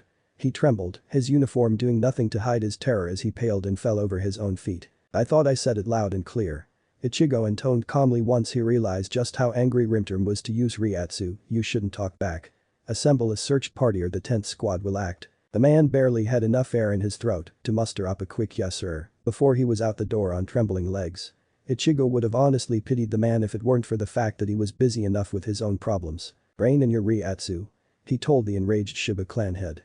The people vicinity will pass out if you don't control it. Then so be it. He muttered through clenched teeth, as long as that stupid councilman gets a piece of my fury. Suddenly, he was slapped over the head in a way that made him feel like a child again. The raven head glanced up slowly to staring incredulously at his son with an expression of disbelief written all over. His Ryatsu had stopped fluctuating and he was now concentrating on his scowling eldest. What are you doing? He couldn't help but ask. I'm stopping my idiot of a great-grandfather from doing something he might regret. He stated calmly, almost as if it didn't sound weird. I know it's frustrating, but there isn't much you can do anyway. Ichigo crossed his arms and gave a long sigh as he shook his head in a way that was able to convey full disappointment like when a parent is reprimanding a child for doing something oddly stupid. I thought I told you to trust Wataru a bit more. If we don't believe in him, then who will? Brimterm seemed to pout as he pondered over his words. In the end, he couldn't help but feel Ichigo was right. However, that didn't mean he was okay with it. There was still something else that was bothering him. Something he might as well point out now that he had the chance. Nah, Ichigo. He called attentively. What? You do realize that it should be the other way around? Ichigo raised an eyebrow as he cast a questioning glance at his father, in what sense? Brimterm chuckled as he stood from his seat and ruffled Ichigo's orange locks. They were getting quite long now. About 2 inches longer than the nape, but it still held that fluffy feeling to it. Ichigo batted his hand away the next second and Rimterm was left smiling as his eyes landed on the subtle yet cute blush on his son. You should be the hot-tempered one trying to screw the rules, while I would be the one who tries to calm you down. Ichigo merely huffs an annoyed breath as he stares at his smirking father. He knows that beneath that smirk lies the fatherly worry Rimterm is trying to keep hidden, but says nothing of it. The raven head is just trying to protect his children. It's no wonder he's throwing a fit. What are we going to do? He can't help but ask. His little brother is out there somewhere and not knowing his whereabouts is worrisome enough. Are you going to send a team or? Central 46 will send a recon team, so all we have to do for now is wait. The orange head stares at the raven head as he senses a subtle feeling of suspicion coming from the man. Rimterm has been acting a little bit odd since yesterday, but he hadn't been able to ask before. Now he was just dying to ask. Do you have an idea? Maybe, his knowing smirk says otherwise. I'm just thinking if our favorite elder has anything to do with it. I think I'd be surprised if he wasn't. I guess you're right. The raven head stills for a second before he starts making way towards the door. Ichigo follows behind without a hint of hesitation as his eyes narrow with apprehension. He can't help but feel something will go wrong. 12. Two boys walked side by side in the 1st Division barracks. One of them was glaring at every poor soul miserable enough to walk by his side, while the other held a soft smile that almost seemed glued to his face. However, when the fourth seat ran away with a terrified yelp, the second boy found the other's demeanor too far. "Shoo," he muttered carefully, "you're freaking out the whole division." "They shoulda thought about it before looking at me funny," came the grumbled reply. Sherm stopped abruptly as he raised an unimpressed eyebrow at his brown-haired friend. "You think it'd be easy to not stare when there's a perpetual cloud over your head and a gloomy expression on your face?" Shunsui snorted as he crossed his arms over his chest and shifted his feet in a nervous attempt to hide his discomfort. He glanced back to look at his white-haired friend with a deadpan expression before he averted his eyes to check his surroundings. "Why would there be a cloud over my head? I don't see a problem with myself." "Sure, there isn't." Sherm replied sarcastically, "Your mood is even darker than that in the maggot's nest." "No, it's not." He retorted, "If that's what you think, then I guess clouds suit my mood just fine. Don't need to include that place to the equation. It gives me the creeps." Sherm sighed tiredly, but didn't say a thing to deny it. He guessed it was a good thing he had exaggerated. At least now, Shunsui recognized his bad mood. "So I'm in a bad mood." The brunette elaborated, "What about it? It shouldn't be anybody's business." "It becomes their business when you give them the killer glare." Sherm shook his head disappointedly before pointing out with little to no care, "Just go talk to Ichigo and apologize already. You'll both benefit from it, believe me." "What?" the brown-haired boy exclaimed. "What are you afraid of, Shu? It's just Ichigo. I bet everything will go back to normal if you go talk to him." Shunsui shook his head rapidly as he took a step back in fright. He tried to open his mouth to find a suitable retort but was stopped cold when he noticed a familiar Ryatsu wash over the division. He turned, his eyes immediately landing on the duo walking towards the first division main gates in an elegant yet lethal stalk. It was honestly shocking. He had last seen Ichigo 2 days ago, but now he looked like a whole different person. The 10th division captain walked at the front while Ichigo kept a one-step distance behind. The two held an air of superiors with a majestic feeling to it. They looked invincible, regal, and maybe they were. But right now Shunsui just couldn't recognize his ex-best friend. Suddenly, the two got out of his sight, the captain and lieutenant no doubt going to see the captain commander for some business. He knew a captain rarely went out without their lieutenant, so it didn't come as odd that Ichigo was walking around with Rimterm. The fact that his captain was also his dad didn't seem to hinder them in the least, but that didn't mean he hadn't been surprised. The two were going around with a sense of long-learned familiarity of captain-lieutenant. "It's incredible, right?" The brunette jerked back when he heard his long-since-forgotten friend. "What is?" Sherm couldn't help but smirk, "How he's grown up seems comfortable in contrast with our days in the academy." He glanced to look at Shunsui to find him gaping like a fish. "He's incredible, right?" Shunsui stared at his best friend with something akin to shock before he averted his gaze downward. His shoulders shook, the gesture surprising the white-haired boy before Shunsui lifted his head towards the sky with a humorless chuckle. "Why yeah, he's incredible. He has always been incredible." His eyes turned distant as his dry smile toned downwards, "Powerful, reliable, smart, cool-headed, distinguished, and regal, along with being the Shiba heir." He paused, his gaze turning back to his dead serious friend as his own eyes flashed with understanding, "But he's also frail, erratic, oblivious, short-tempered, an easy target, and our friend, right?" Sherm brightened up as Shunsui gave him a small smile. Yeah, Shu was absolutely right. While Ichigo could be a powerhouse prodigy, he was also breakable and often looked like the weakest when he was in a vulnerable state. But they were friends, they trusted each other and were always there to lend a shoulder. That was the kind of friends they were. "I'll go talk to him." Shunsui smirked when all Sherm could do was stare dumbfounded. "You're right. It's Ichigo. I'll go talk to him and everything'll be alright. You better sort this out soon, because I'm tired of seeing the two of you sulk." Shunsui gave a wide smirk as he stood taller in a way that showed he was proud of himself. Sherm couldn't help but sweat drop at the action, even as he was internally relieved. "Yeah, they would be okay." 12. "Are you sure?" "I wouldn't be here if I wasn't sure." The millennium-old man pondered as he gave a thoughtful hum and scanned the father and son sitting before his menacing oak desk. He didn't want to believe it, but he couldn't accuse the man of lying. He was a captain and clan head. "Do you have proof?" "Not exactly," answered the raven head. "I have theories backed up with events. But nothing concrete." The captain commander sighed in a long-suffering way as he reclined back to rest on his chair. He had had a long day. And now the young Shibas were bringing this new revelation which might not be so new, he thinks to himself. "He's too old for this shit. Then I can't do anything as of yet." He replies sorrowfully, "I can try and get the council to keep an eye on your clan elders. But without proof, I can't promise anything." Ichigo stays quiet as Rimterm sighs dramatically and tries to negotiate with the powerful Shinigami. He says nothing as Yamamoto disappoints his father again and urges him to get some goddamn proof. He merely listens to the two adults while he hopes Rimterm will give up soon. And yearns nothing major happens. What his father said back in the office has had him thinking. Jen has been rather obedient lately in his opinion, but that's the most suspicious part of this all. He knows they can't tie the man to Wataru's disappearance, the guards tasked with protecting him were disposed of, but his gut keeps telling him it's a fact, the beginning of a long since began anguish. And the worst of it all, he knows his gut has never failed him yet. I recommend being on guard. The old voice advises, be careful when searching. Ichigo knows he has missed a great part of the conversation when he realizes Rimterm is standing.